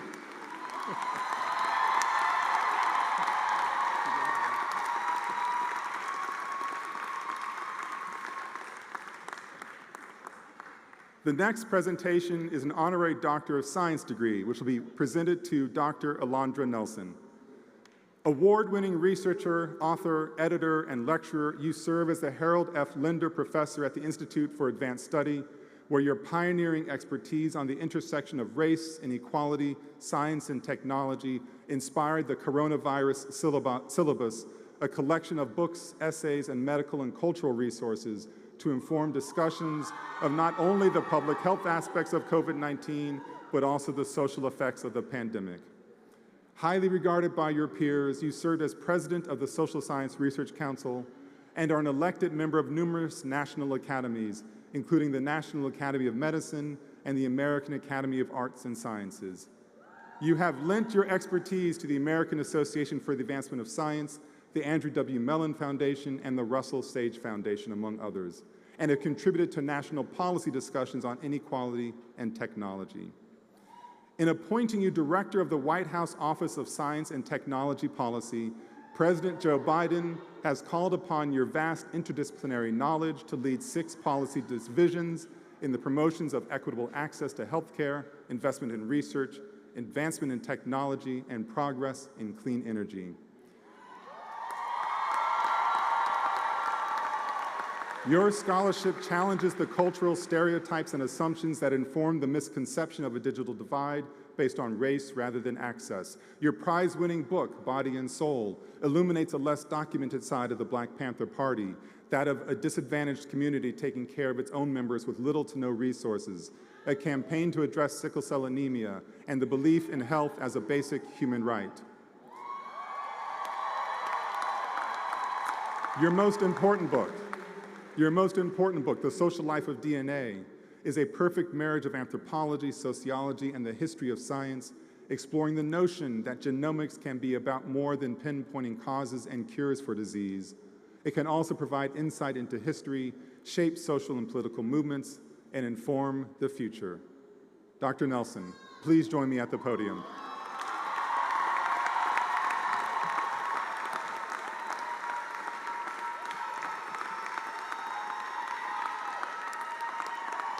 Alondra Nelson, now therefore by virtue of the authority vested in me by the boards of governors and trustees of Rutgers, the State University of New Jersey, I'm pleased to confer upon you, honoris causa, the degree of Doctor of Science with all rights, responsibilities, privileges, and immunities appertaining thereunto. And in token whereof, I present you with this diploma and direct that you be vested in the hood, emblematic of the degree.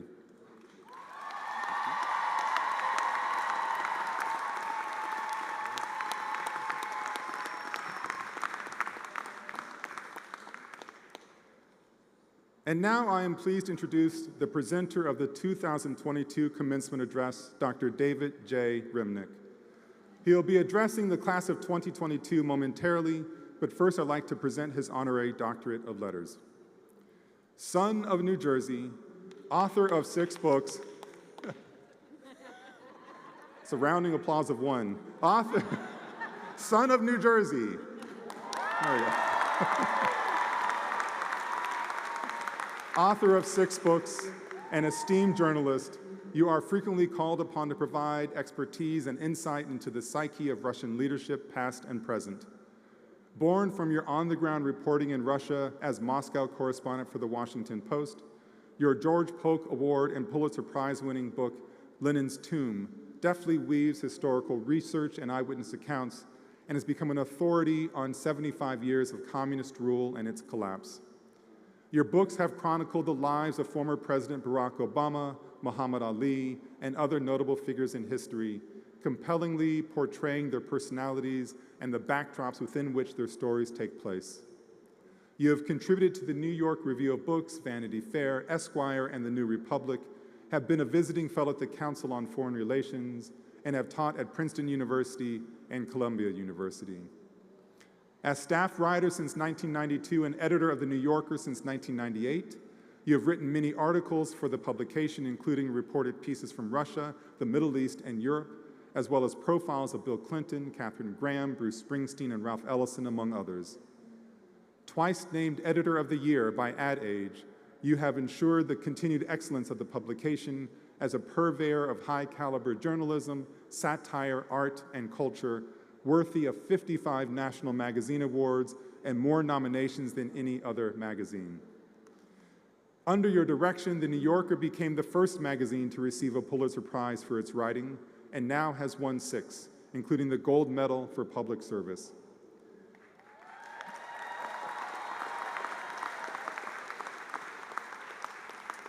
In your role as the host of the New Yorker Radio Hour, your sphere of influence reaches far and wide to educate and enlighten your audience.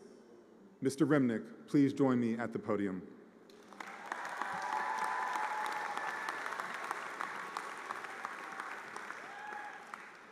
David J. Remnick, now therefore by virtue of the authority vested in me by the boards of governors and trustees of Rutgers, the State University of New Jersey, I am pleased to confer upon you honoris causa, the degree of Doctor of Letters, with all rights, responsibilities, privileges, and immunities appertaining thereunto, and in token whereof I present you with this diploma and direct that you be vested in the hood, emblematic of the degree.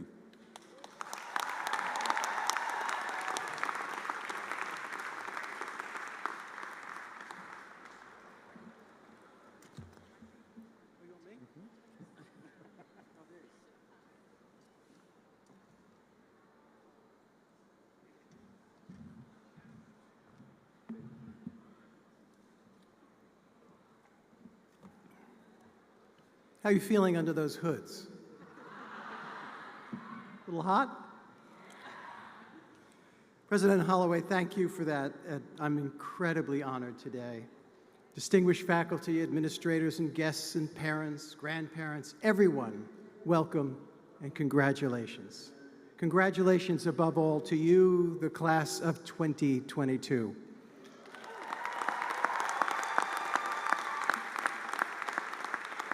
Now, some of you may still be suffering a little bit from last night, like you. You might have gotten an early start on the celebrating, but we're going to let that slide today. You've earned it. An occasion like this is absolutely thrilling. For sure, it's you, the graduates, who do the loudest cheering, and at some point you'll toss those extremely weird hats in the air. Fair enough. But to echo President Holloway, you guys are only the second happiest constituency here today. I faintly remember my own graduation, but I remember vividly, moment to moment, every sensation of my kids' graduations. And what you want for your kids is to see them on their feet, in graduation robes, if that's in the cards, healthy, independent, full of promise, and if possible, out the door. That seems to happen less and less these days. The feeling of accomplishment, of relief, the pride your elders feel today is indescribable. So all of you graduates, please give it up for your folks, for your relatives, your elders, and your teachers right this very second.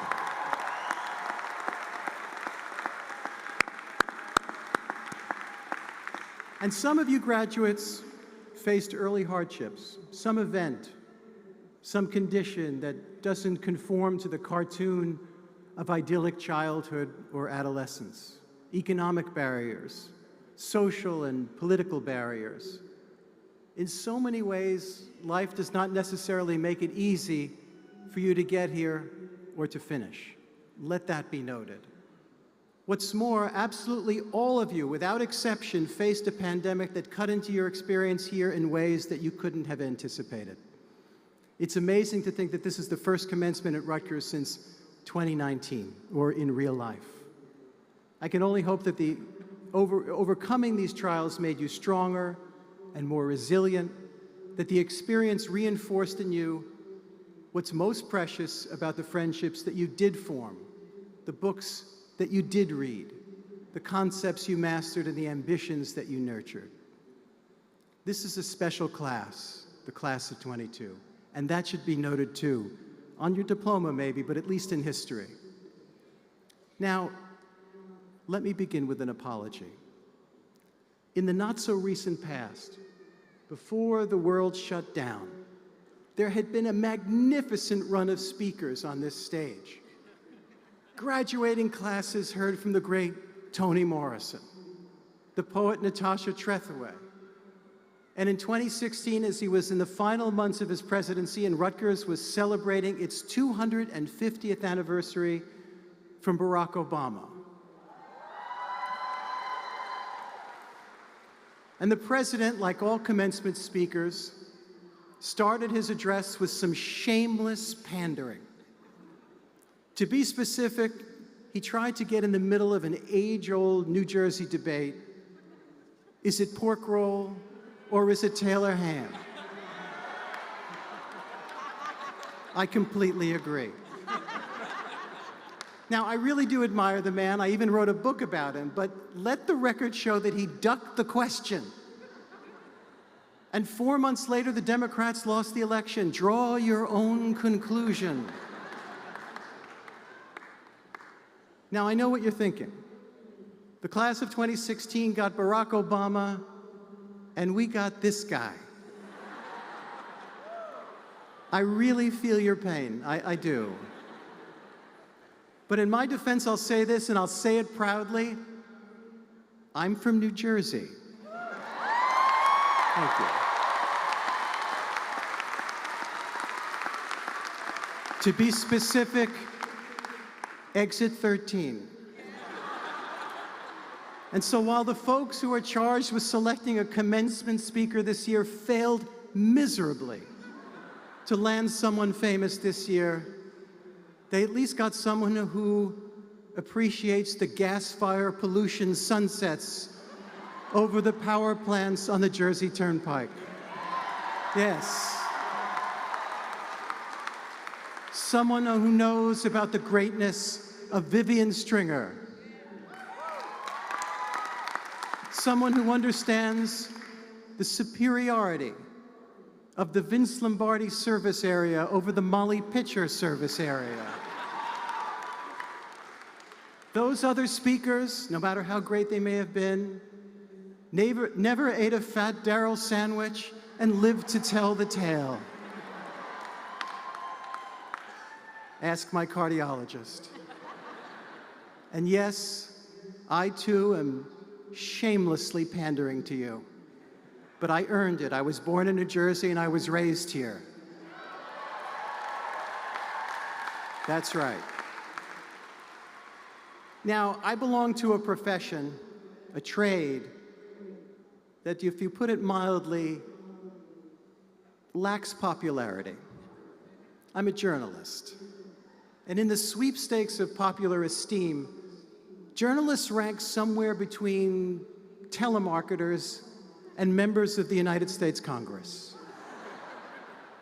But while I understand that journalism is not in high esteem, I think we can all agree, in all seriousness, that you're graduating today at a particularly charged moment in history for the individual, for the country, and for the planet. I began my life as a reporter most seriously in the late 80s as a correspondent living in Moscow. And when I first visited the country, the experience was like arriving on the dark side of the moon. State censorship extended from film to literature, from media to the classroom. The economy was a shambles. The only true, real political discussion that took place was at the kitchen table, among the most trusted friends.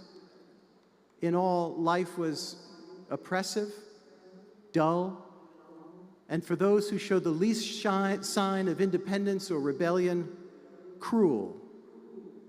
As late as 1984, it was possible to believe that things would ever change. But when they did change, it happened, as they say, slowly, slowly, and then all at once. Communist ideology and then the Soviet Union itself collapsed largely because it was an unsustainable life. There was no future. The dissidents knew it, much of the population knew it, and finally a new leader of the country, Mikhail Gorbachev, acknowledged it. Как жить нельзя, he said. We can't go on living like this. And then bravely, chaotically, he acted on it. And so a people that had been throttled for so long by censorship and oppression came slowly into the light. Everything was published. Everything was said. Actual politics, messy and vital, took root. The Berlin Wall fell. Hundreds of millions of people in Eastern Europe, Central Europe, and in the states of the former Soviet Union arrived at a crossroads of real democratic possibility. And in that early ecstasy of liberation, people tore down symbols of the past. They toppled the statues of old leaders and heads of the secret police. Even a foreigner like me could feel that burst of exultation. My grandfathers had been born in the Russian Empire. They were profoundly poor, victims of grinding, day-to-day anti-Semitism. And before fleeing for America, my mother-in-law spent years in a prison camp before making her way to New York as a young girl. So in Moscow, my sense of fellow feeling ran deep, and so was my optimism.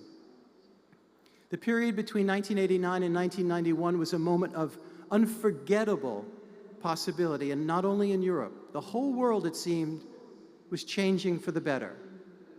We saw similar democratizing trends in Latin America, in Southeast Asia. Apartheid in South Africa finally came to an end. And for a fleeting minute, before the tanks rolled in Tiananmen Square, there were even glimmers of change in China. One estimable scholar, Francis Fukuyama, was tempted to call this moment in time the end of history, the resolution of the eternal questions on how societies should arrange themselves. But that kind of optimism was outsized, and in many ways it was premature. We certainly know that now. Because here we are sitting in central New Jersey in 2022, and no one with eyes to see and a brain to think would talk any longer about the end of history. While you're rightly thinking today about your own individual futures, the search for good and interesting work, the possibility of new relationships, while you're trying to figure out your lives as soon as you get out of these extremely hot gowns, you are confronted by quite a different world. In many ways, a darker world.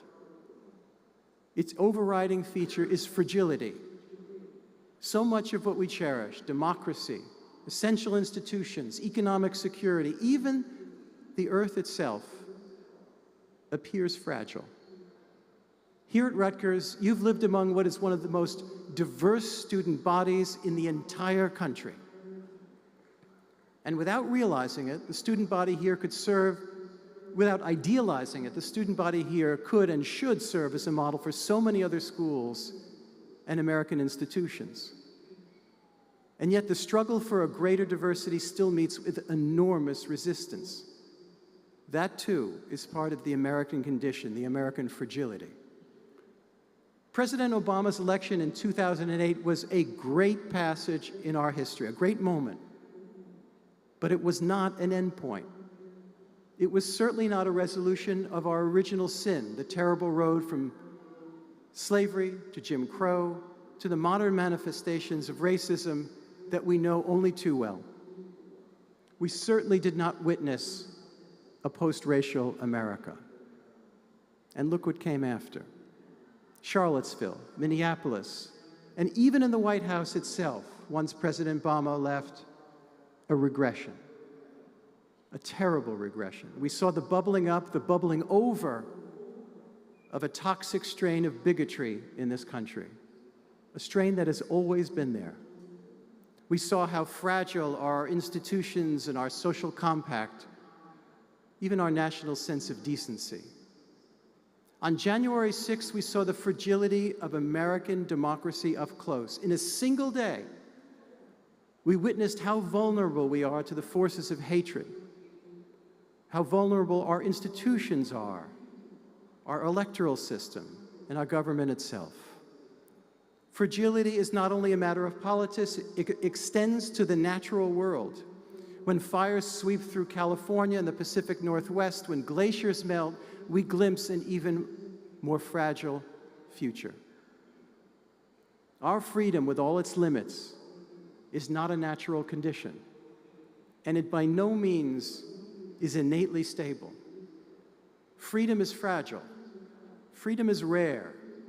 And as we've discovered so recently and so painfully, freedom is provisional. I am one of President Obama's generation, and we grew up learning and taking for granted what was called American exceptionalism, the idea that Americans were uniquely blessed and even superior. In fact, in some ways, we are truly blessed. We're blessed by the rise of a collection of Enlightenment-era statesmen who wrote a Constitution that, while absolutely blind to the rights of women and the basic humanity of Black men and women in America, while they were blind to all that, they at least provided us with a political and legal template for a new country that has shown it has the capacity over time to change for the better, to extend human rights to more and more of its citizens. But change comes fitfully. President Obama was fond of quoting Dr. King's favorite adage. You've heard it over and over again. The arc of the moral universe is long, but it bends toward justice. Obama liked that line because it represents both a belief in moral progress and at the same time a realism about the flaws of human beings and the terrible belatedness of change. In fact, he liked that adage so much that it was woven into his carpet in the Oval Office. When his successor came to inhabit the Oval Office, of course, that carpet was put in storage, and so was the sentiment. In our time, in your time, many of the countries that I saw liberated or on the road to liberation as a young reporter, Russia, Hungary, Brazil, the Philippines, and so many others, have gone backward toward authoritarianism. India, the biggest democracy of all, has fallen prey to extreme nationalism and an alarming degree of ethnic hatred. And if we're being honest with ourselves, we Americans have also experienced a painful regression. We're divided, we're overheated, infuriated, and in so many ways, intolerant. Polls have even shown a decreasing faith in American democracy itself. It's now a normal thing to watch a member of Congress traffic in conspiracy theories and flout what had once seemed like routine standards of democratic practice. We too have witnessed, in America, the authoritarian temptation. The question is, will we succumb to it?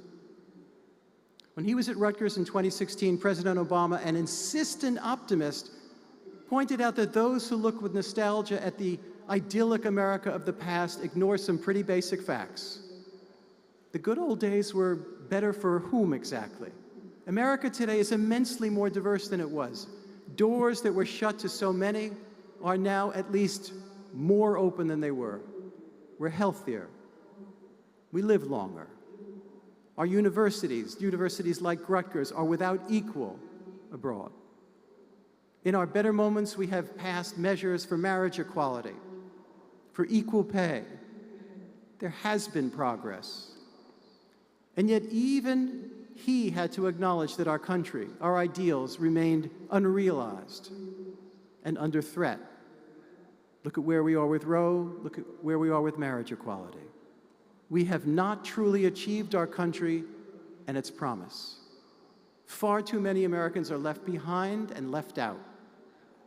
In his attempt to reassure us, President Obama said, well, history doesn't travel in a straight line, it zigs and zags. Progress, he said, is bumpy. That was his word.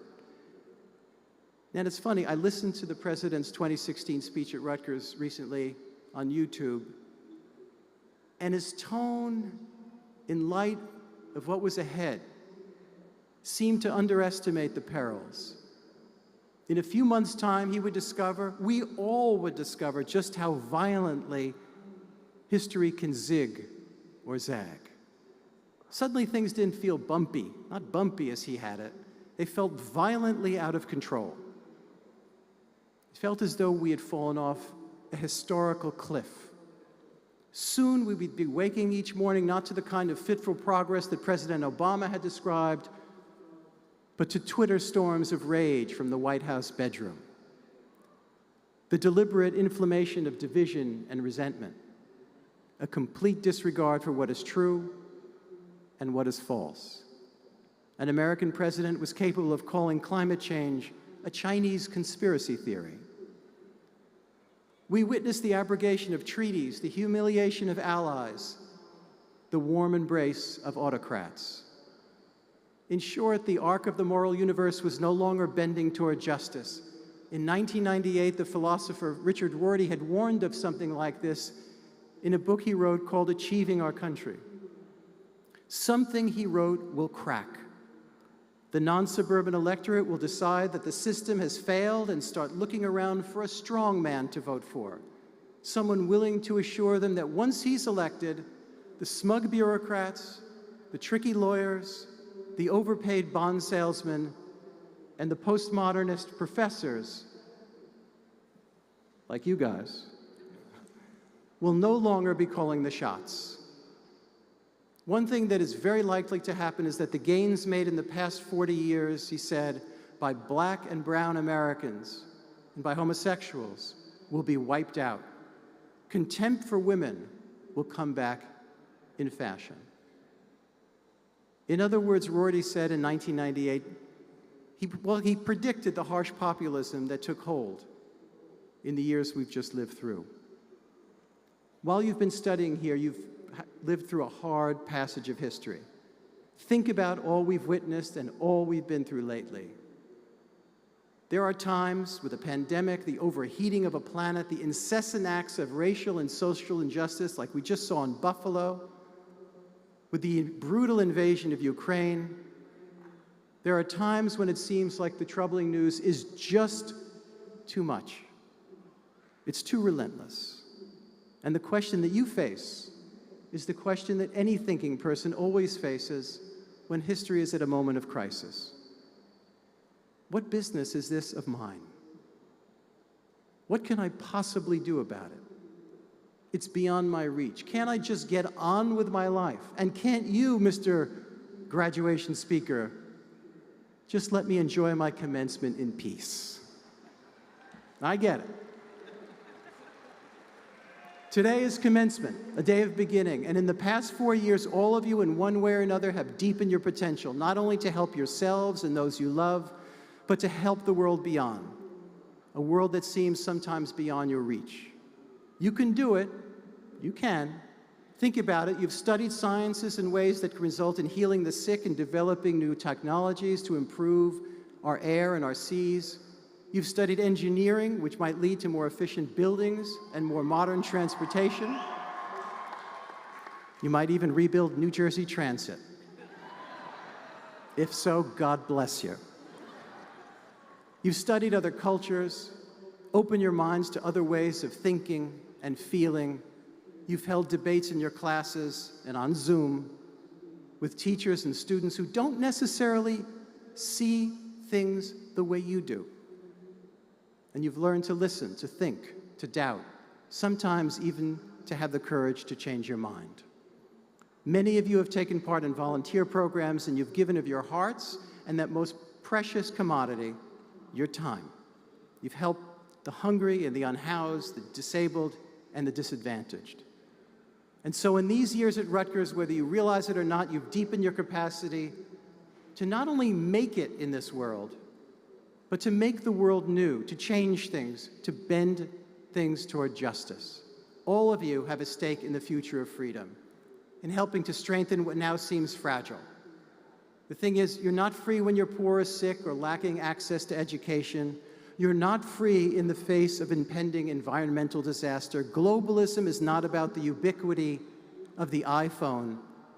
It's more profound. It's about the intensification of common responsibility. And this means that the future of freedom enlists and implicates pretty much everyone, particularly people of talent like you, particularly people fortunate enough to have gotten an excellent education like you have here, And that means all of you at Rutgers, the class of 2022. There's no life of freedom without some sense of communal responsibility.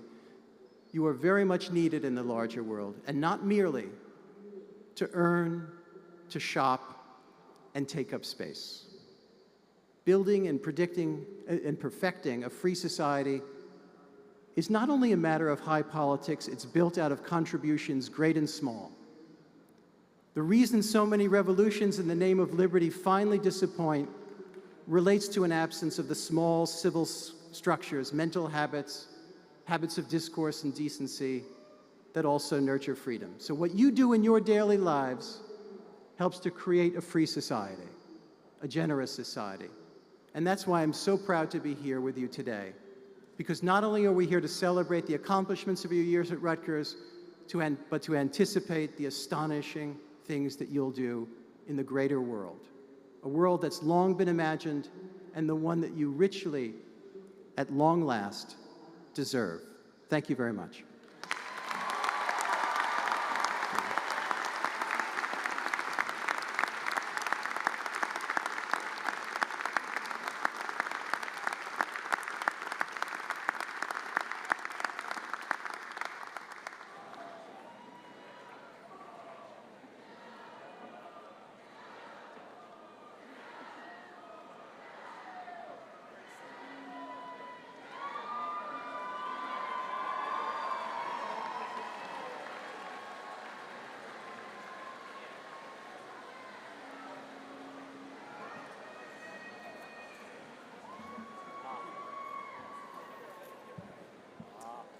In the early days of Rutgers, a daily part of campus life was the ringing of the old Queen's bell in the tower of the old Queen's building on our new Brunswick campus. The bell was donated by Colonel Henry Rutgers in 1825. The bell has also been sounded for commencement and to mark other special moments in the life of the university, including Rutgers' 250th anniversary and the highest athletics achievements. To honor this tradition, the Rutgers University Glee Club, which is celebrating its 150th anniversary this year, will now sing The Bells Must Ring, the fight song of Rutgers featuring the traditional cheer.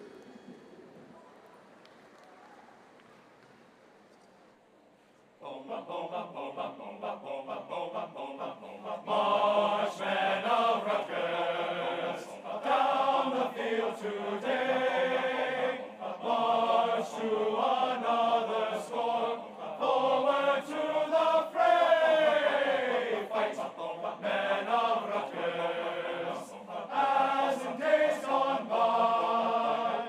Fight for the scarlet flag over the rest must fly. Keep Rutgers colors to the fore, for they must win, so fight, fight, fight.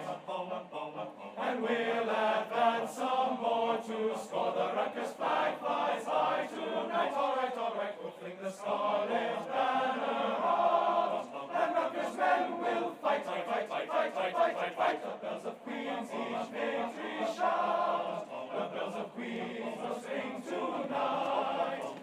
Are you rock, rock? Are you rock, rock? Hoorah, hoorah, Rutgers rock!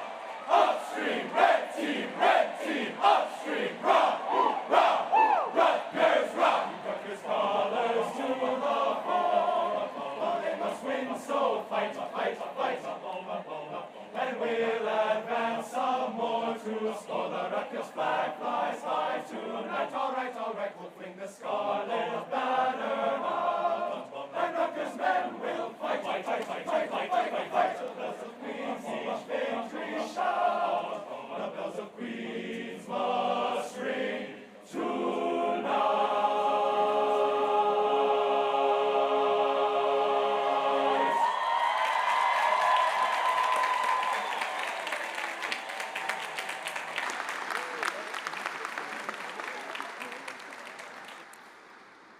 Now is the time to celebrate the culmination of all of your hard work over the past few years, the awarding of your degrees.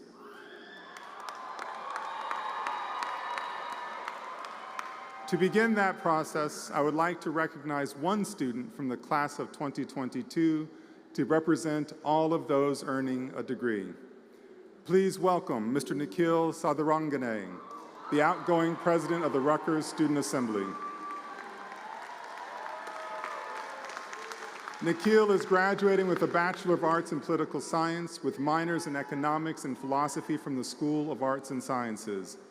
I would like to present him with his Rutgers degree and invite him to address his colleagues.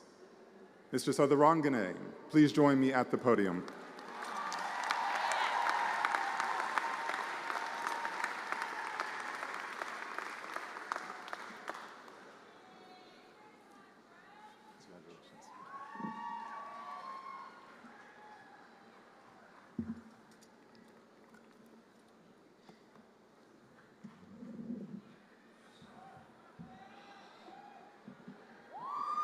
Thank you, President Holloway. Family, friends, and fellow Scarlet Knights,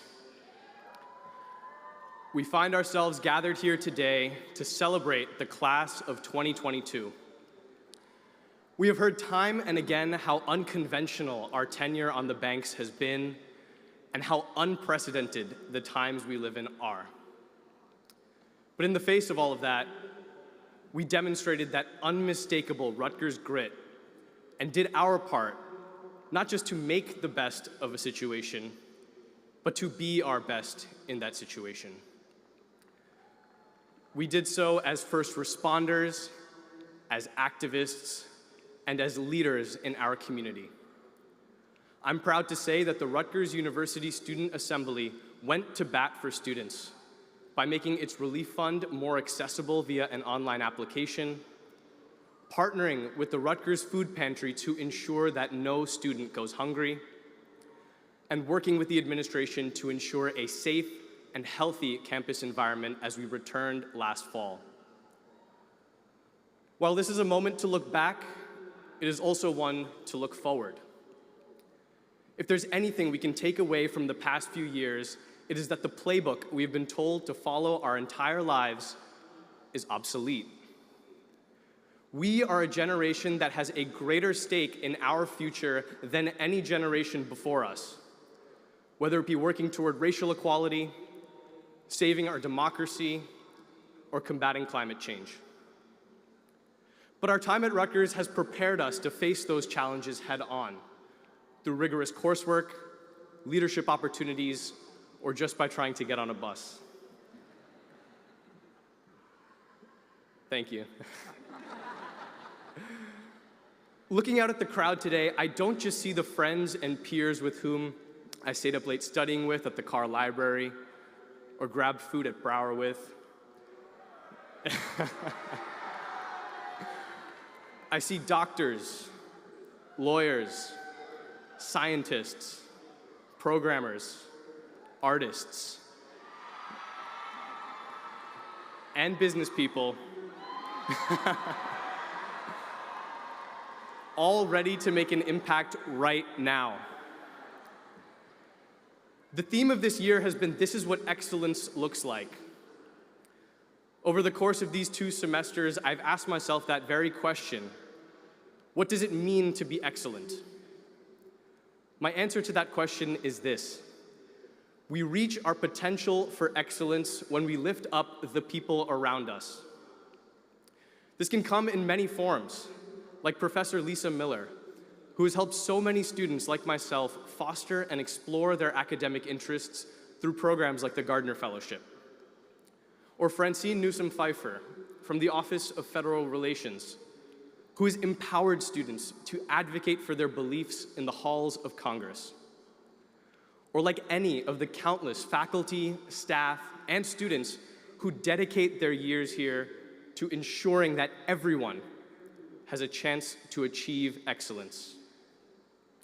So, today, we stand on the precipice of infinite opportunity.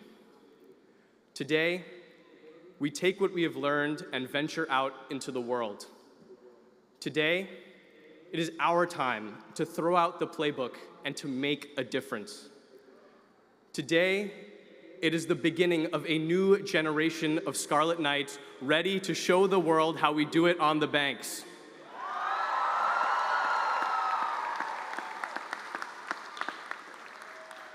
So, if someone tells you to wait for your time, tell them that there is, in fact, no time to wait, because that time, our time, is now. Congratulations, class of 2022. We did it.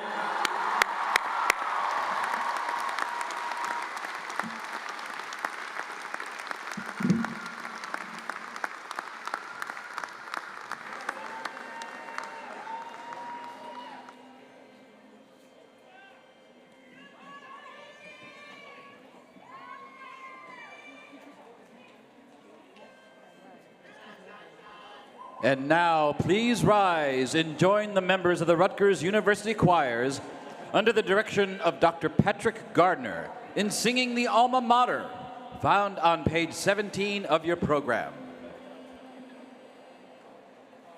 From far and near we came to Rutgers and resolved to learn all that we can. And so we settled down in that noisy college town on the banks of the old Raritan. On the banks of the old Raritan, my friends, where old Rutgers evermore shall stand. For has she not stood since the time of the flood on the banks of the old Raritan?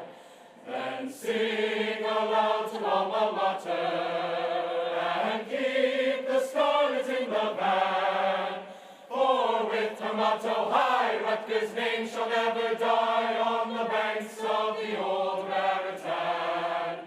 On the banks of the old Raritan, my friends, where old Rutgers evermore shall stand. For has she not stood since the time of the flood on the banks of the old Raritan?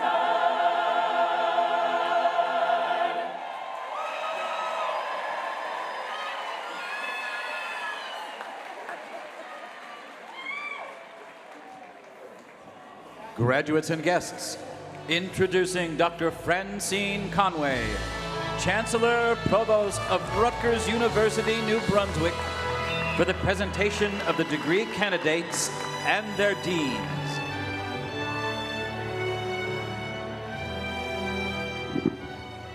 Good morning, graduates and guests, and welcome. Congratulations to the class of 2022.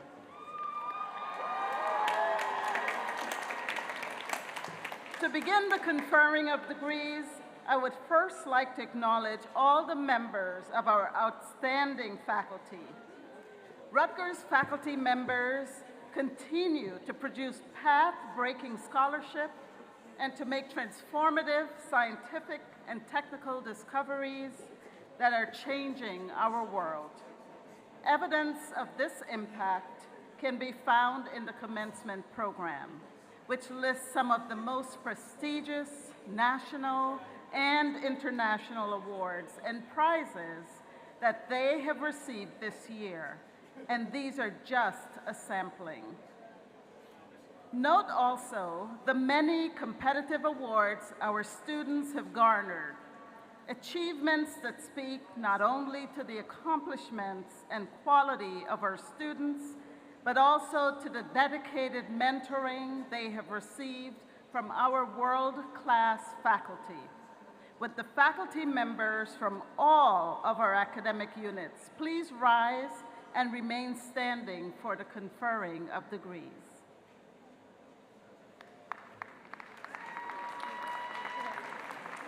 Candidates for advanced and baccalaureate degrees from our campuses will now be presented.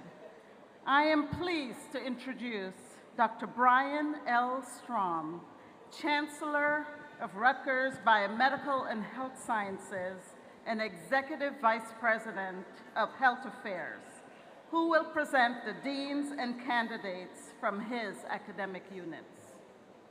Following the introduction of each dean, Their candidates will be asked to rise. Faculty and students, please remain standing until all degrees for all students are conferred. Dean Joseph A. Barone, Ernest Mario School of Pharmacy. Ernest Mario School of Pharmacy candidates for the degree of Doctor of Pharmacy, please rise.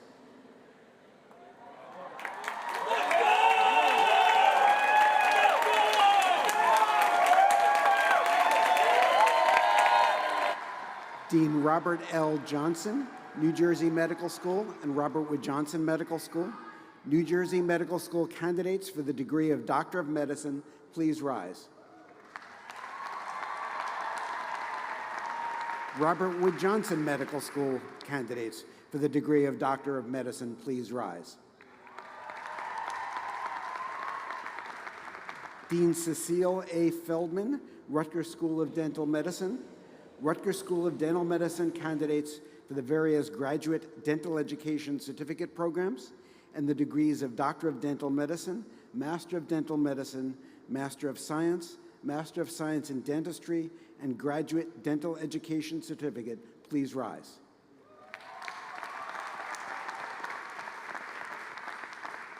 Dean Linda R. Flynn, School of Nursing. School of Nursing candidates for the degrees of Bachelor of Science, Master of Science in Nursing, Postmaster Certificate, Doctor of Nursing Practice, and Doctor of Philosophy, please rise.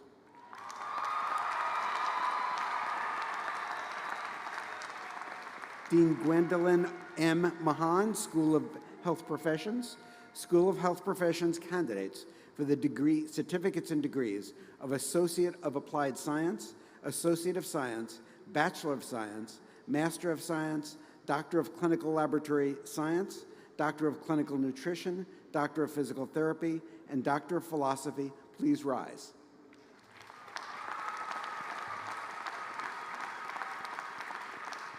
Dean Perry N. Halkidis, School of Public Health. School of Public Health candidates for the degrees of Postbaccalaureate Certification, Master of Public Health, Master of Science, Doctor of Philosophy, and Doctor of Public Health, please rise. President Holloway, upon the recommendation of the appropriate faculties, it is my honor to present these 2,267 candidates for the certificates and degrees indicated at Rutgers Biomedical and Health Sciences.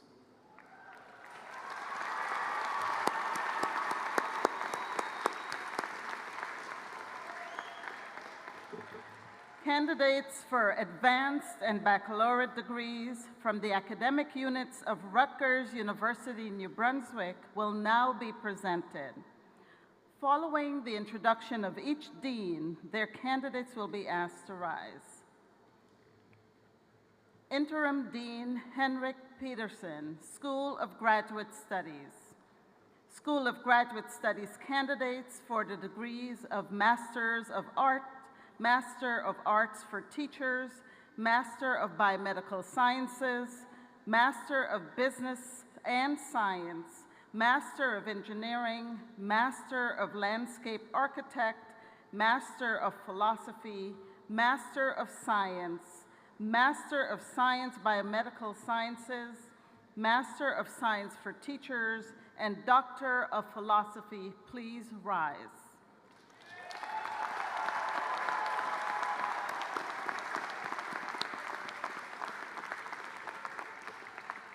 Dean Thomas N. Farris, School of Engineering.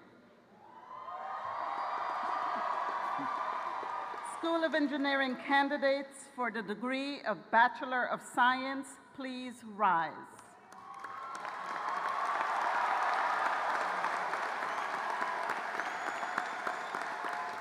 Interim Executive Dean Laura J. Lawson, School of Environmental and Biological Sciences.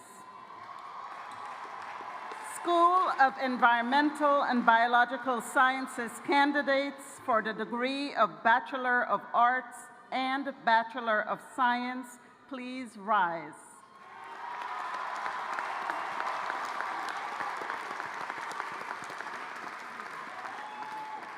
Dean Wanda J. Blanchett, Graduate School of Education. Graduate School of Education candidates for the degrees of Master of Education, Specialist in Education, and Doctor of Education, please rise.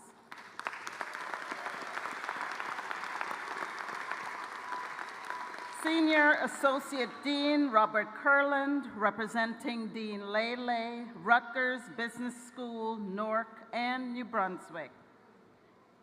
Rutgers Business School, Newark and New Brunswick, candidates for the degree of Bachelor of Science, Master of Accountancy, Master of Business Administration, Master of Financial Analysis, Master of Information Technology and Analytics, Master of Quantitative Finance, and Master of Science. Please rise.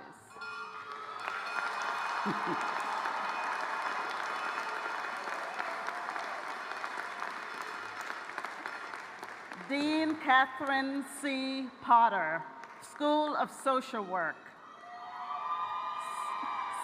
School of Social Work candidates for the degree of Master of Social Work and Doctor of Social Work, please rise. Interim Dean Ryan Kettler, Graduate School of Applied and Professional Psychology. Graduate School of Applied and Professional Psychology, candidates for the degree of Master of Applied Psychology, Master of Applied Behavior Analysis, Master of Psychology, and Doctor of Psychology, please rise. Dean Jason Gary, Mason Gross School of the Arts. Mason Gross School of the Arts candidates for the degrees of Bachelor of Fine Arts, Bachelor of Music, Master of Fine Arts, Master of Music, Artist Diploma, and Doctor of Musical Arts, please rise.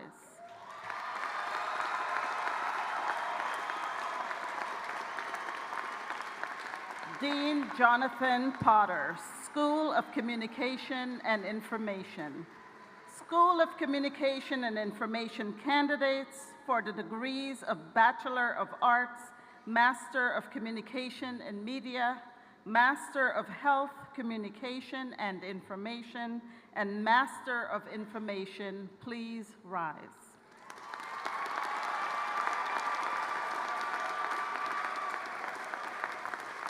Interim Dean Stuart Shapiro, Edward J. Blaustein, School of Planning and Public Policy.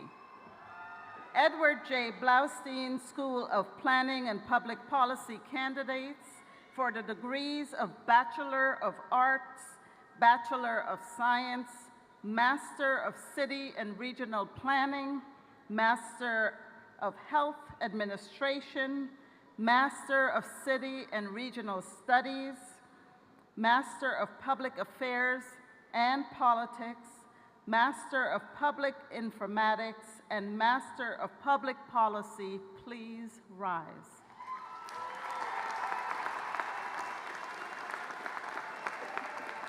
Dean Adrian E. Eaton, School of Management and Labor Relations. School of Management and Labor Relations candidates for the degrees of Bachelor of Arts, Bachelor of Science, Master of Human Resource Management, Master of Labor and Employment Relations, please rise.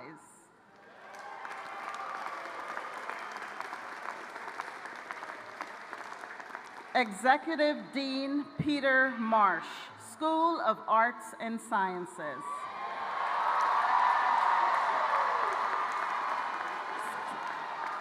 School of Arts and Sciences candidates for the degrees of Bachelor of Arts and Bachelor of Science, please rise.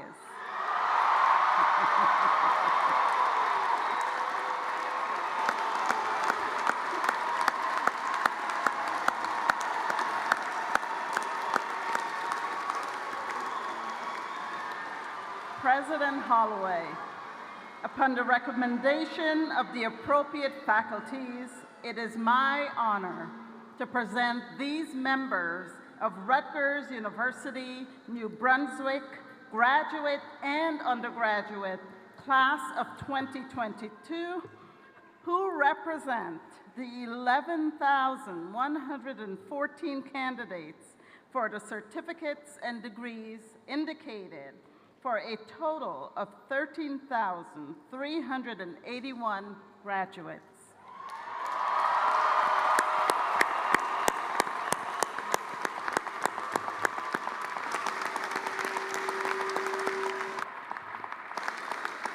Upon recommendation of the faculties of the named schools for the aforementioned degrees, and by virtue of the authority vested in me by the boards of governors and trustees of Rutgers, the State University of New Jersey, I confer upon each of you and the candidates you represent the degrees indicated with all the rights, responsibilities, privileges, and immunities appertaining thereunto, here and elsewhere. Undergraduates, it's time to move your tassel.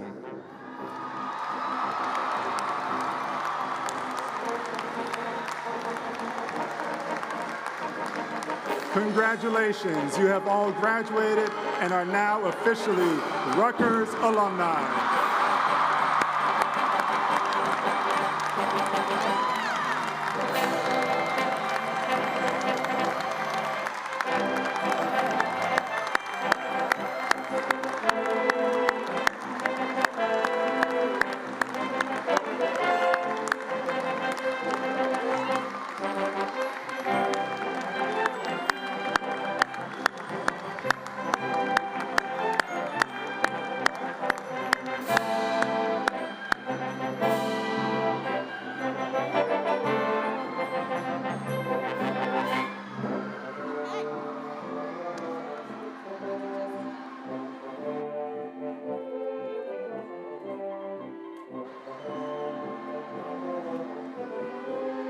Ladies and gentlemen, please remain at your seats until the platform party has exited the field. Thank you for joining us for the 256th anniversary commencement. To enable our graduates to exit, please do not enter the field area. Graduates from the School of Arts and Sciences, please return to the marshalling area to prepare for the convocation of the School of Arts and Sciences. All other graduates, please exit the field via the nearest staircase. Congratulations!